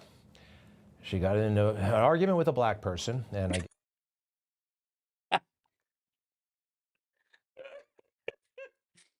And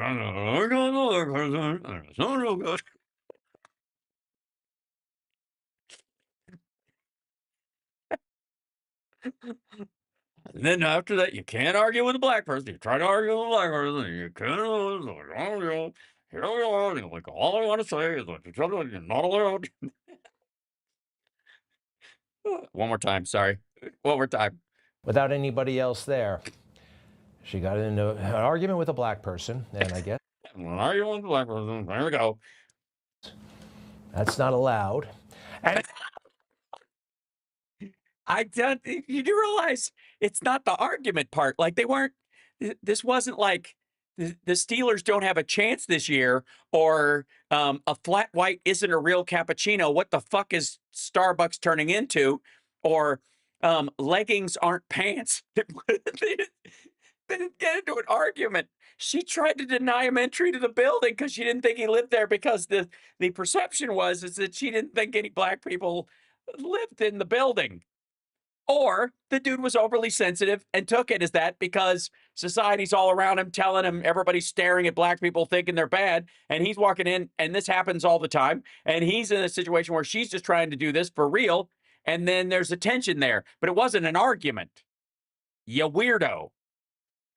International news. A confrontation caught on video, a white woman blocking a black tenant from entering their apartment building, demanding proof that he lives there. This was the moment that I knew the mainstream media, the dominant, all of it, all of those institutions, I kind of once respected, I don't know, but thought that they were on the up and up.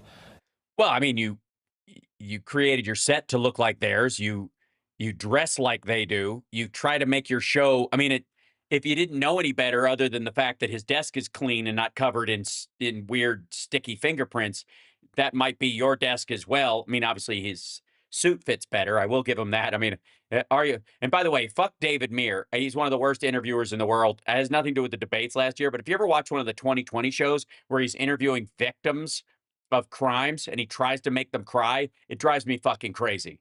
You could have been killed, and your daughter, obviously you'd lost your daughter, and now that day is coming back around. How does that feel? Like, it's so on the nose, and I just want to choke him to death. That said, if you don't respect them, don't dress like them. Huh? All right. What was the date? 2018, in the middle of the Trump administration, okay? The first Trump administration. A lot of... Yeah, we're aware that we haven't reached the middle of the second one, weirdo. Since a lot has happened since, and a lot. Yes, it has. Like COVID. Even crazier and weirder. The Black Lives Matter riots. Oh, yes, there you go. All right, look at that. Mm-hmm.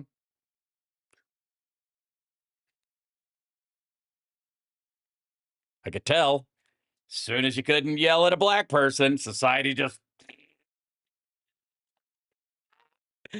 Oh, God. They were celebrated as something good and beautiful, or they were just ignored. They just focused on the stuff they wanted to focus on and ignored. You mean they recognized the protests as valid and said the riots were bad, or tried to or put down your attempts to make the riots the fixation, not the protests themselves, because you were trying to usurp the meaning of the protests by focusing on the riot part and ignoring the reasoning behind the protest because you're an asshole? You mean that? Violence and the carnage, and corporate America fell in line, just writing huge checks to people they did not know, people they did not understand. They just didn't want any problems. This is Coca-Cola. The next guy is some hedge fund dude. And then it's Tim Cook of Apple. The gay dude who runs the big place near San Francisco that makes all the digital things. Companies like ours must speak up as allies to the Black Lives Matter movement. Yeah, okay. Again, Black Lives Matter is the organization versus Black Lives Matter as the movement itself. And the fact that what Greg Kelly and those want you to do is take the people that usurped the Black Lives Matter movement as an organization, tried to codify it as a financial entity, and fucked around and did a bunch of bullshit. Somehow that denigrates everybody else who cared enough to say in their social media, Black Lives Matter. Right? Because the movement and the organization are not one and the same. And what they try to do is they try to overlap them so that you're on the hook for anything that was done wrong in that. And it's kind of like, I don't know, well, let's say if I wanted to blame Trump for January 6th because he said, walk down there and I'm going to go with you. And if they don't listen to you, you're going to have to be strong or we're not going to have a country left. And then they rioted the place, and I would associate his actions with what they did. Yeah. A critical time for our country. It's a critical time, I think, for business to also be speaking out, speaking up about these issues. I want to... Right. Yes. And not a problem. The topic of racism, inequality, and injustice, and to recognize... Oh, no. You can't do that, Tim Cook, because then there'll be, I don't know, other gay men who run big companies that end up having $1 trillion valuation while they're in charge of it. And then how will the poor limp dick straight guys like Greg Kelly feel? And if it wasn't for that inequality, Greg Kelly wouldn't have a job. What do you think? He actually bootstrapped his way up to a position of quality?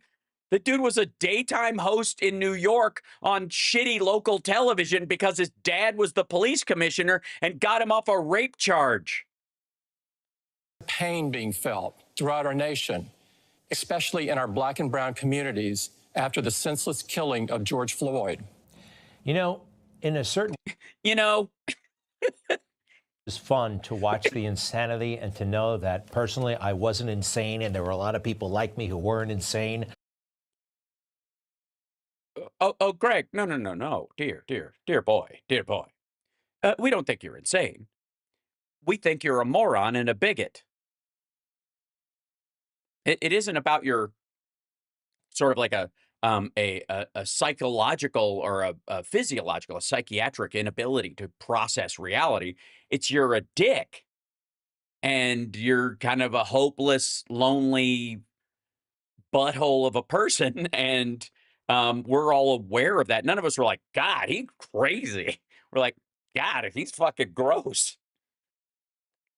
But it was still troubling that society was going down the tubes, and we went through a lot and have been. Did we? Sorry, you don't think that the tubes part was what led to the dude dying? And we've come out since that? What the shit? A lot. And it kept getting tough, tough, tough. Yeah, it was so tough. You had to like smile at black people, and I don't know, you're sitting on the bus and they're looking at you, and you're like, has this person seen my show? Am I next? You know, and you're like, and then you walk into work one day and there's like a couple of black people there at work, and you're like, how did this happen? Oh, at 2 Newsmax? We have Donald Trump back in the White House, and that was beautiful. And it is beautiful, and he's doing his part. Yeah, apparently Melania looks like she's mourning the idea. What the fuck kind of, like, Amish space gangster outfit is that shit? What the hell? Did she have the top of her head shaved off? But all those years of insanity left a mark. And yes, apparently they did. Do you need a whoopee or something? We need like disinfectant or something, because a lot of chunks of our country are still. Sorry, chunks of our country? I beg your pardon.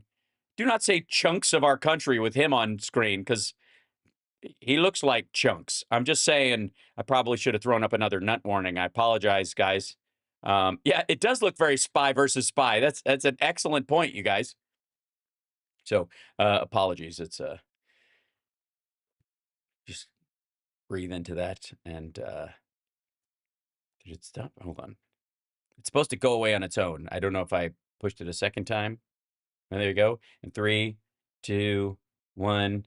Remove the thing. Maybe not. Yeah, there we go. I built that whole button and it was supposed to do it automatically. We've been through a lot, you know. Sorry, I was distracted, you know, with all this like having to be friendly with black people and stuff. Like, man, how do you even do it? Do they teach a class? Like after Black Lives Matter, I didn't know what to do, you know? I'm online going, I hope this person I'm chatting with isn't black, and therefore I step in it. But like, good fucking God. Can you imagine being like this bigoted and paranoid all the time that you just feel like you're walking on eggshells because of what you're thinking? It's like that woman who wrote that, like Greg Kelly should, you know, he thinks that the perfect woman for him is Ashley Babbitt. I think it's, is it Barbara D'Angelo? Hold on. Yeah, Robin DiAngelo, right.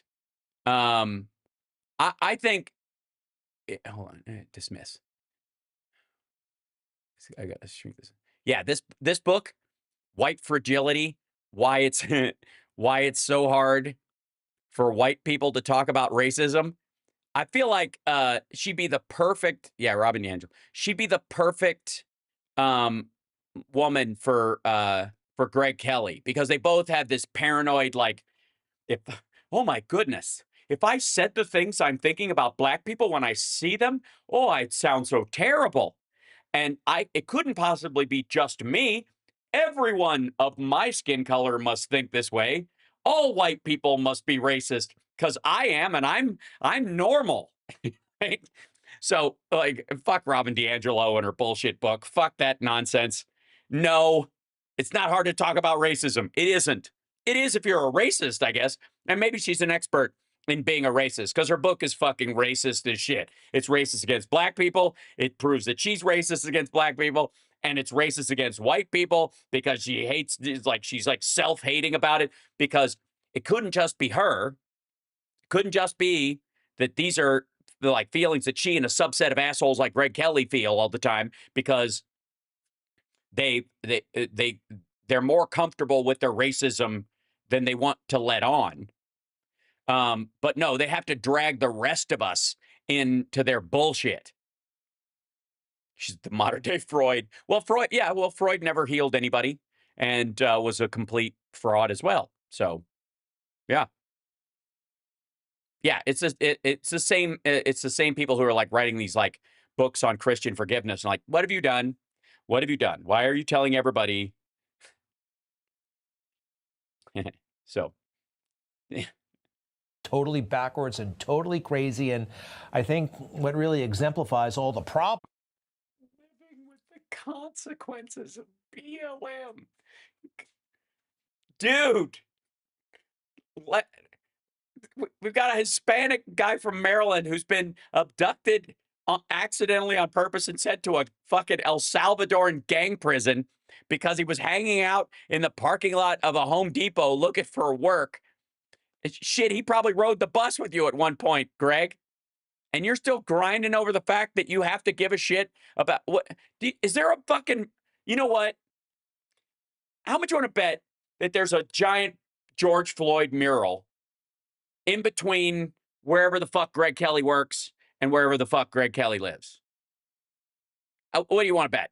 I guarantee, like, he just every day, if he forgets to sit on he sits on the left side of the bus and he forgets to intentionally sit on the right side of the bus, he looks out the fucking window and sees this giant picture of George Floyd's face, and he's like, right?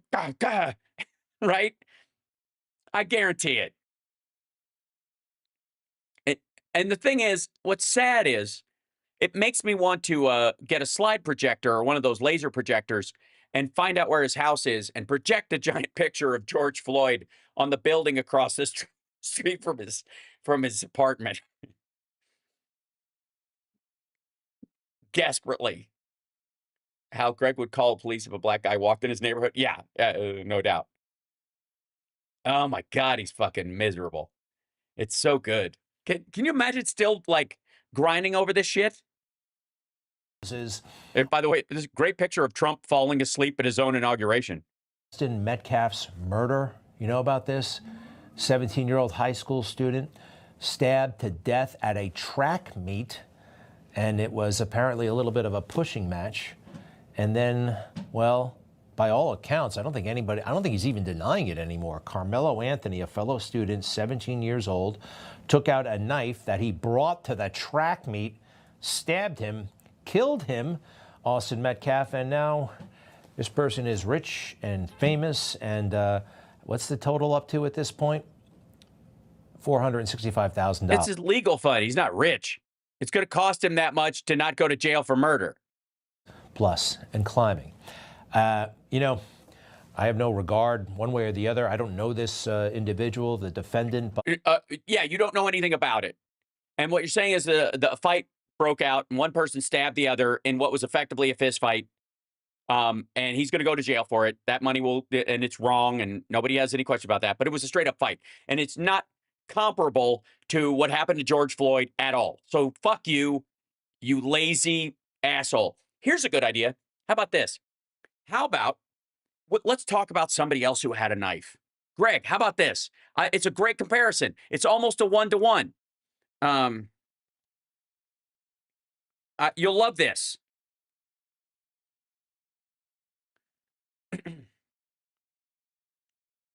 Yeah, man.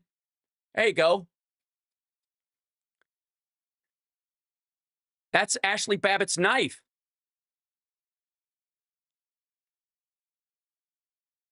Yeah. That's the knife she brought with her to the Capitol. And she never got a chance to use it because she was shot climbing through a window that was barricaded after punching a fellow maggot in the face so she could be first through the breach to go kill AOC or some shit like that, like what she'd been talking about on her way there. That's her knife, Greg.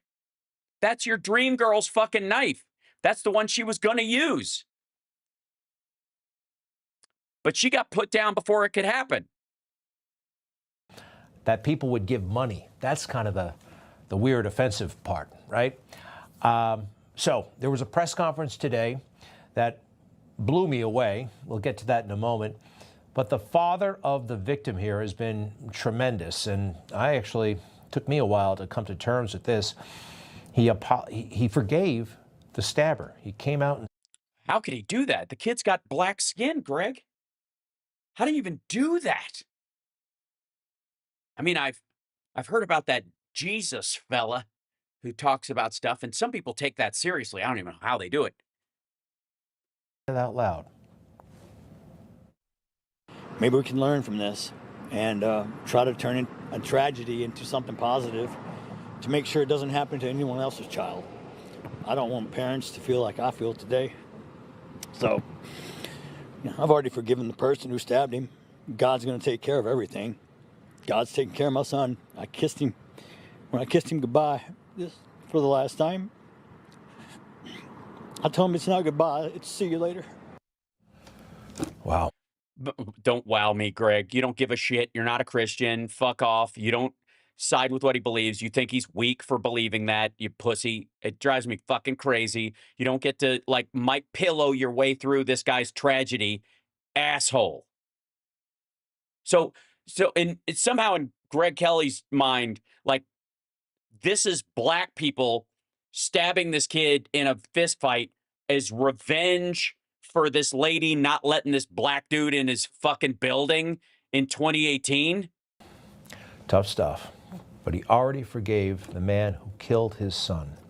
So there was a press conference today by some community leader, self-described, and the family of the alleged killer, although I think we can stop saying alleged because I think he's admitted to it. He's just saying self-defense. Right, that would take the killer part out of it. He didn't kill him. He was defending himself. That would be the thing. And by the way, most of the time, just so you know, I have, in one form or another, a knife on me all the time. When I'm out and about, here, you guys want to see the one I carry the most? You want to, hold on. It's in the other room. Wait, hang out here. Greg, keep them busy until I get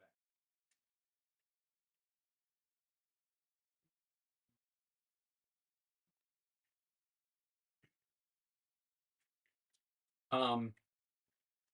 Growing up in the South, I have, one form or another, usually a knife like this on me. This is one of those ones that you can pop a window, or you can slice a seatbelt if you're trapped in your car. But as a utility knife, it's got a clip on it, and it's a flick knife. Okay, and most of the time, I got to be honest, it comes in handy for cutting open packages. That seems to be the use I get out of it the most. One of the other ones that I have, the blade itself has a blunt end on it, even though it's sharp. You can use it to slice things like a razor, but it has a blunt end on it, so it's got a screwdriver essentially. But I have one of these on me at all times, and it's very natural in the South that people have one on them all the time for just the same reason I did, because you're working, you're like, you just, like, if you're on a farm, you're on, I don't know. Is it like in the South, you just don't leave the house without a knife most of the time. So it's not weird that in a situation where if you were getting your ass handed to you and you thought you were 2 or 3 people were ganging up on you, that you might pull it and at least brandish it to get people away, if not use it. So, and I guarantee Greg at least pretends to be friends with some fellow maggots that he's met at Mar-a-Lago or something like that, who do the exact same thing. Because I'm from Kentucky, this is not uncommon. Chat room, does that make sense? Carry at least a knife. There you go. A Leatherman. There you go. Swiss Army one handy. Yeah, if you grow up near the woods, you just do. Yeah, because it's a tool. That's not a knife. This is a knife. I keep pepper spray because I live in the desert. Coyotes, javelinas might be around. Yep. Dad always had a pocket knife. Absolutely. It's not illegal to have a knife on you. Exactly. And if you are in a situation where you think you might be beaten to death or killed, and believe me, if you're having a fight on some bleachers and it goes really south, you can end up fucked up. So anyways, like, again, it would not be my first circumstance to pull it in a fight, but I would not be averse to it if things really took a bad turn. It would make total sense. And you wouldn't go to jail for it. You would go, I consider my life in danger. What kind of knife is it? It's nothing special. It's just like a utility knife. This is my Mason knife, actually. This one has my little, there you go. I picked this up at a Masonic shop in Philly, I think. And I've had it for a long time, whatever. But it's in my pocket on the clip, like that most of the time. I have a couple of them. And they're useful, right? Most of the time, like I said, when I'm helping people out or whatever, they come in handy in a lot of different areas, and none of them are violent. So anyways, back to this dipshit. They got started by doing this. Also, and like I said, let me show you something though. Mine's a utility knife. Let me show you the difference here real quick besides the Masonic symbol, which I'm sure this is one of those tips that helps you bust a window if you're stuck in your car. This is the thing that you can slit the strap on something. If you're in your car and your seatbelt is stuck or jammed, you can slice it off with this thing. It's a utility knife for specifically a lot of different things. Here's, again, Ashley Babbitt's fucking knife, which just says Paraforce on it, and it's just meant to be a concealed knife for stabby stab. It's a grip knife with a short blade from Paraforce.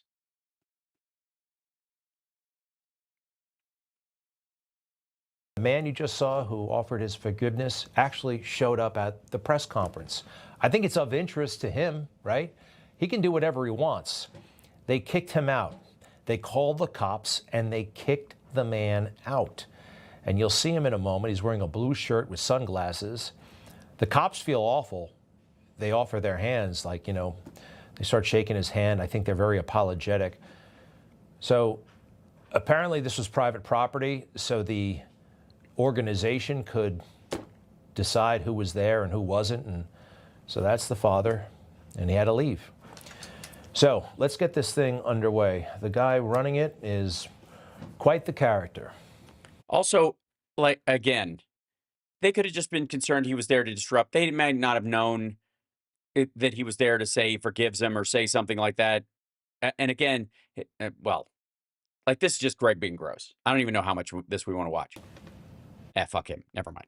Like, at this, we're not going to take anything away from just Greg's grind about. Apparently, when I don't know if forgiveness is the problem or Greg's own just like fear of black people seems to be that. But let's see if this is. Look at our people. Hold on. Okay. So, by the way, infotainmentwars.com. We don't need the documents. We have everything memorized. Ozembic Alex Jones is back at it. And he's still got the desk, goddammit. His big, ridiculous fucking Tron desk. And again, and he's got fucking Dr. Strangelove playing in the background like he has any sense of the wit or intelligence of that particular movie. But he goes, the title of this is, I Thank God for My Political Persecution. Well, I thank God for it too, although I hope it takes. Light in our eyes, energy, creativity, spark. Look at the servants of evil. The servants of evil are awful. They do scare me. Have you guys ever seen the servants of evil? They're gross. Yeah. They like drool and they've got like big fangs, the servants. Yeah. Can't even form a sentence.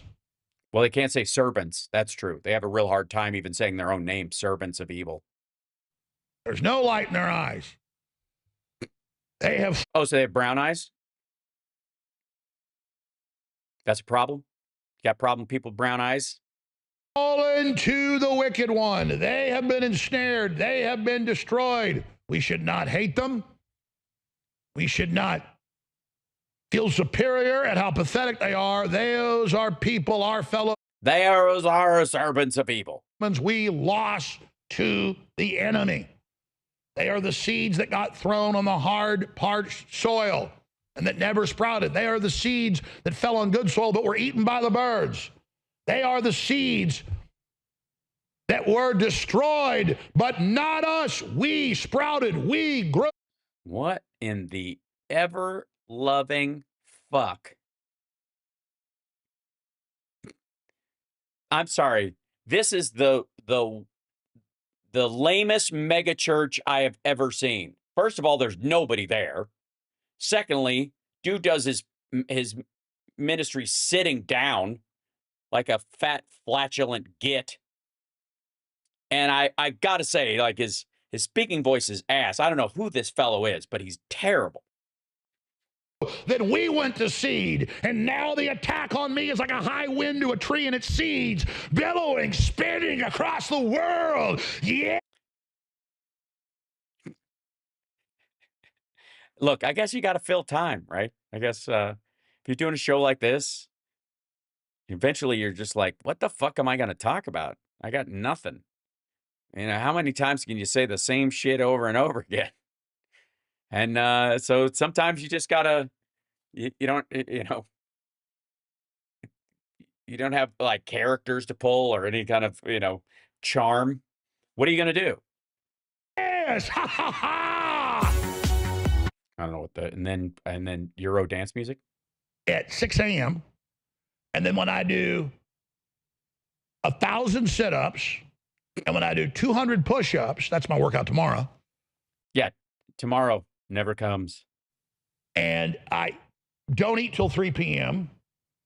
And I have a great day, and I do a special broadcast, and I shoot reports, and I have a great time with my family. And then you get your Ozempic suppository and your steroids, and they still don't take. Everything I do is about victory, and I would never have had this determination, and it never would have activated who I really am if they hadn't been doing this to me and all the other stuff you don't even know about. Oh, I see. So you were just basically getting fat with success on the backs of your dopey listeners, and you were letting it go to your head, and you were never skipping a dessert. And if you hadn't been so lucky as to denigrate the parents of dead children, you never would have found your true calling. The Lord works in very mysterious and apparently dickish ways. So, and I mean this, thank you, God, for the persecution. I've always had faith. I've always known it's part of your plan, but as I've gotten... Lord, you heard him. He wants more persecution. He likes it. He thinks it does him some good, but I think it didn't take. I think he needs a bigger dose, apparently. Been able to see just some of the ways you work in mysterious ways, and just see the ways you work in mysterious ways. Some people just have the gift. Thank you so much for all of this. And thank you, though, in the process of it inspiring hundreds. Also, thank you for really making me recognize the power of prayer as a private act, as opposed to a presentational sales pitch to sucker people who view themselves as real Christians into believing my bullshit. Thank you, Lord. Oh, thank you, Lord. He is Vigo. You are but the buzzing of flies to him. Millions of people to wake up and inspired millions to support us with their mouth, and there's financial support. Well, yes, thank you, Lord, for money that they're sending our way. And that it's all been about drawing the enemy out in the open. Oh, I see. So electing Trump was drawing him out into the open. I see. Cool. Because you're the guy who said he should, it would be really good if he got killed before that guy tried to kill him, and he watched your show. So maybe that's why we haven't heard about the Butler shooter that much, because they would have to point out the fact that he watched a lot of Alex Jones, and Alex Jones had said that, if God forbid something happened to Trump, it would actually be better because it'd make the electorate more sympathetic, and then you could put somebody else in there that would do the same stuff but would be better at it and could go a full 8-year term or something like that. Making them openly engage in all these horrible activities so people can see who they are. We can see the perfection of your plan. Thank you, God. This is the Mike Pello idea, which is, we needed to be losers, called losers in public, and fuck up in front of everyone so that we could see who our enemies truly are. For choosing myself and so many others that you have chosen. Oh, so you're the chosen one now. This is good. All right. Raise up. Oh, wait a minute. Are these your space lasers? Have you talked to Marjorie Taylor Greene? I think that she said that they belong to the chosen people. I think maybe she just thought that meant the Jews, and really it's your space lasers? I don't know. When the enemy comes in like a flood, you, the Lord, lift up a standard against it. Thank you, God. And sorry, if the enemy comes in like a flood, wouldn't they just give you a boat? Thank you for sending your son, Jesus Christ, to die on the cross and be raised again for my sins. Amen. He wasn't raised on the cross for your sins. It was so that the sins of the people up to that point had been washed away, and that if you chose to align yourself with Christ, you would and get baptized, you'd be forgiven. But you actually have to live to that standard, though. You don't get to just. It's not like a phrase you can say, John 3:16. That's like touching base. You actually have to fucking mean it, you weirdo. And I 100% mean that. Totally. I mean, did any of us doubt it? Totally. Like what I just prayed, that was like so fucking real. Oh my God. Yeah, of course you did. And you know how I know you meant it? It's because you said so. Jesus Christ. What's the name of the show again? I mean, my intellect, my strength, my will is exponentially growing.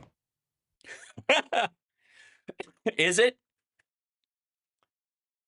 So it's not really God or Jesus, it's your worldly power that makes you like, so I guess you have to be super smart to pray and mean it. And now when I have horrible things happen,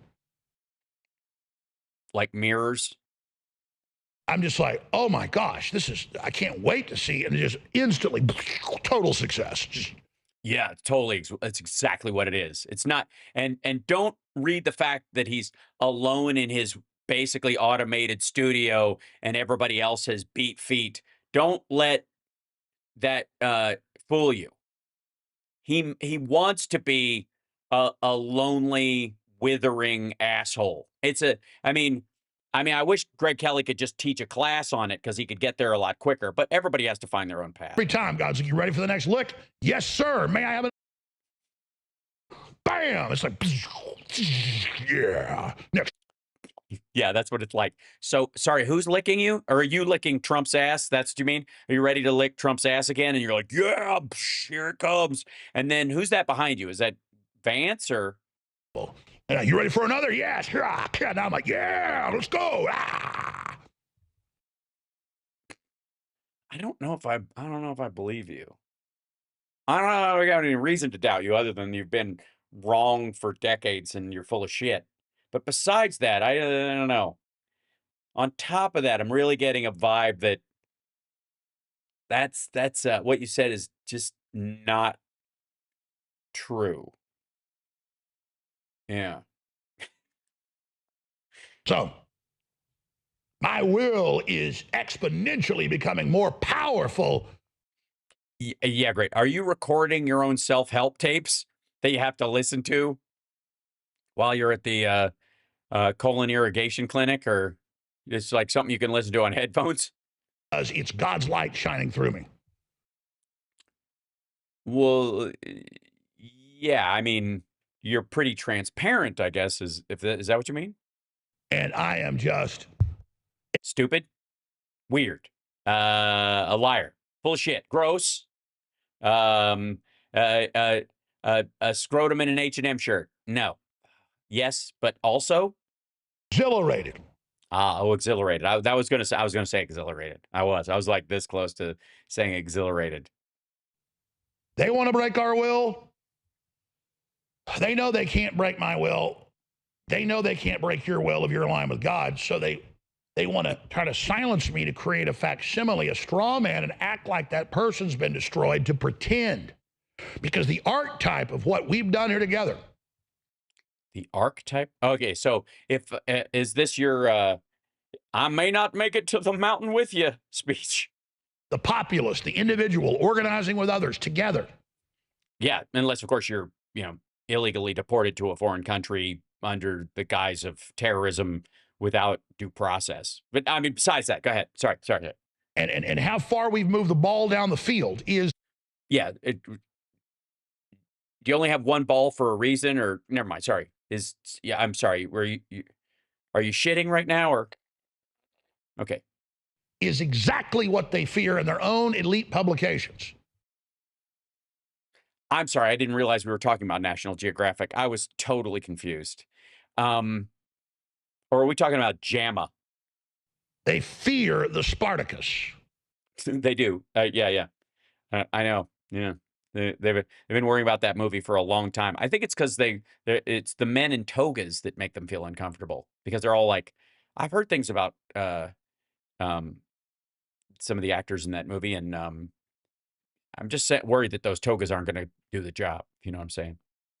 They fear you. Well, of course they do, because I'm fucking adorable. Thanks for pointing it out, though. Yeah, I don't know why. I guess I just unnerved them with my charm. By the way, stop pointing. It's weird.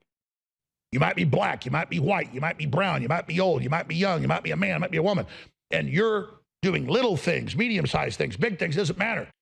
Yeah, it doesn't matter. So you're doing little things. Okay. Anyway, sorry. I'm doing big things, and you were doing what? Medium-sized things? I think that's probably it. I think he's probably doing a lot of. You're doing a lot of medium-sized things these days, Alex. Just be good and be strong and be truthful and tell the truth and support those that tell the truth. That people. So not you. Okay. So great. Everybody's off the hook. So if you're a supporter of this channel, please come over to my Patreon. According to Alex, that's what you should be doing. Support you, and together we are going to continue to win. Yes. Yeah, it looks like winning everywhere, especially the tariff stuff. It's going great. The satanic spell has been broken. Well, it can't be until the rapture happens. So Trump's the Antichrist then, I guess.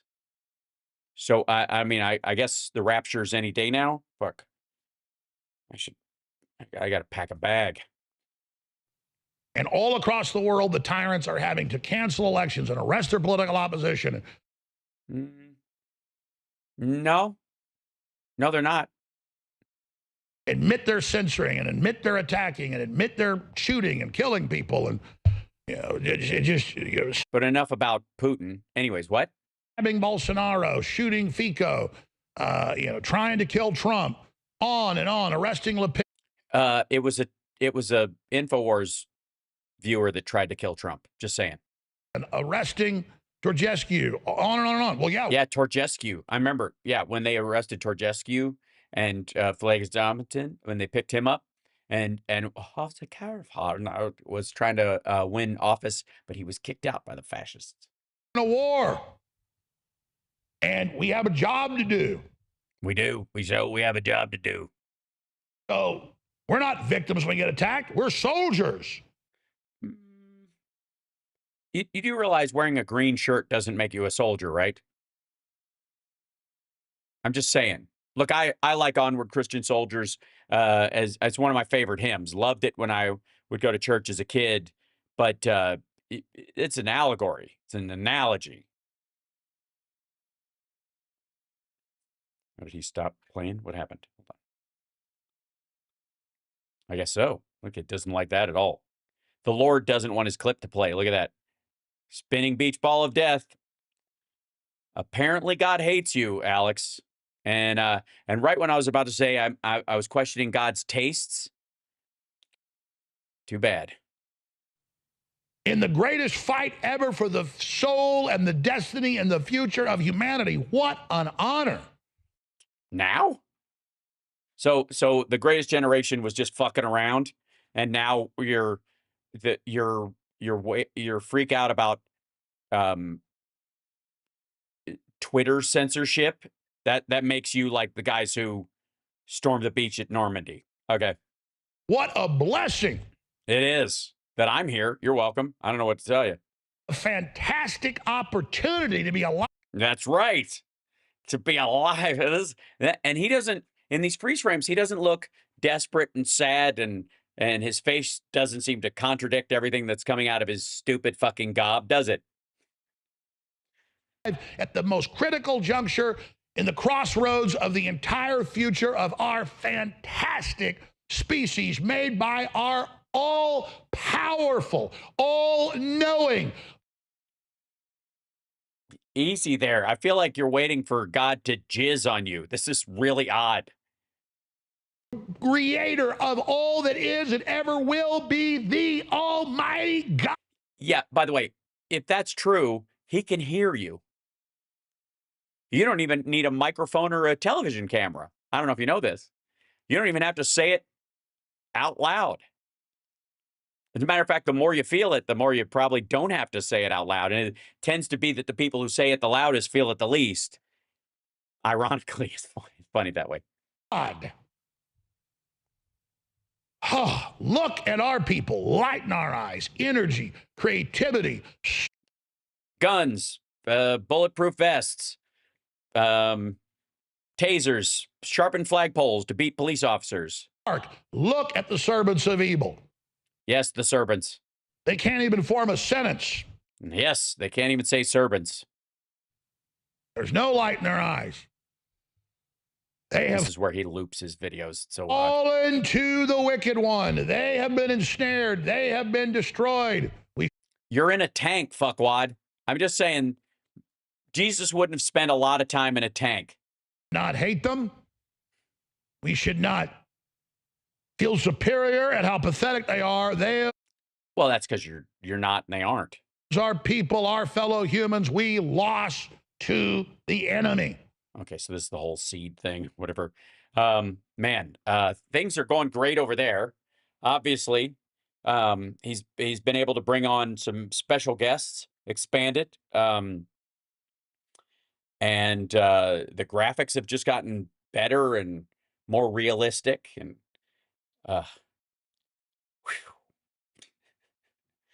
I have to say, yes, I know I went over, but I needed to check that out because we haven't seen him in a while, and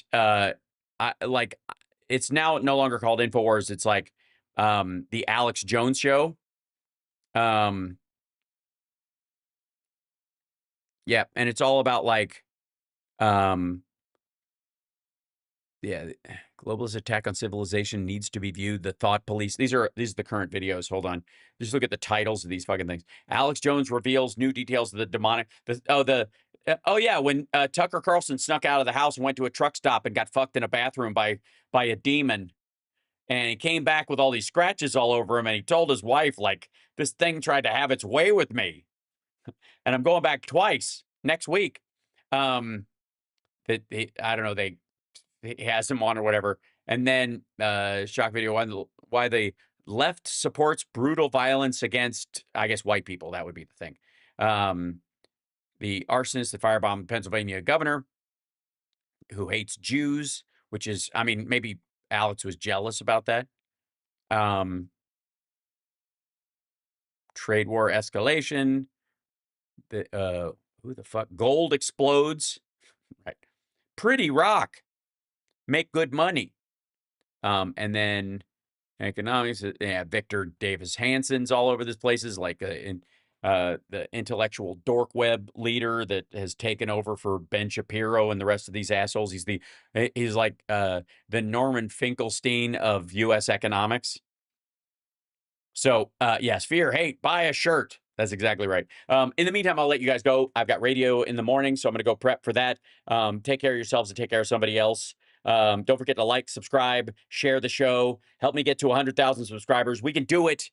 I haven't even been trying to push my numbers lately. View my channel. What are my numbers at right now? We're at 81.6. We can do it. Subscribe, will you?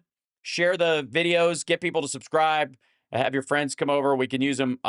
We can make it. I know we can make it, and we can make it fast. If the people over at Midas Touch can get 5 million, I can get 100K over here. Come on now. I know I'm long form, but I deserve it. You don't even have to hit the fucking notification bell. All right. I will talk to you guys later. Take care of yourselves and take care of somebody else. And remember, Elon Musk is a dope. Oh, hello there. Come on. All right. I wonder what this button does.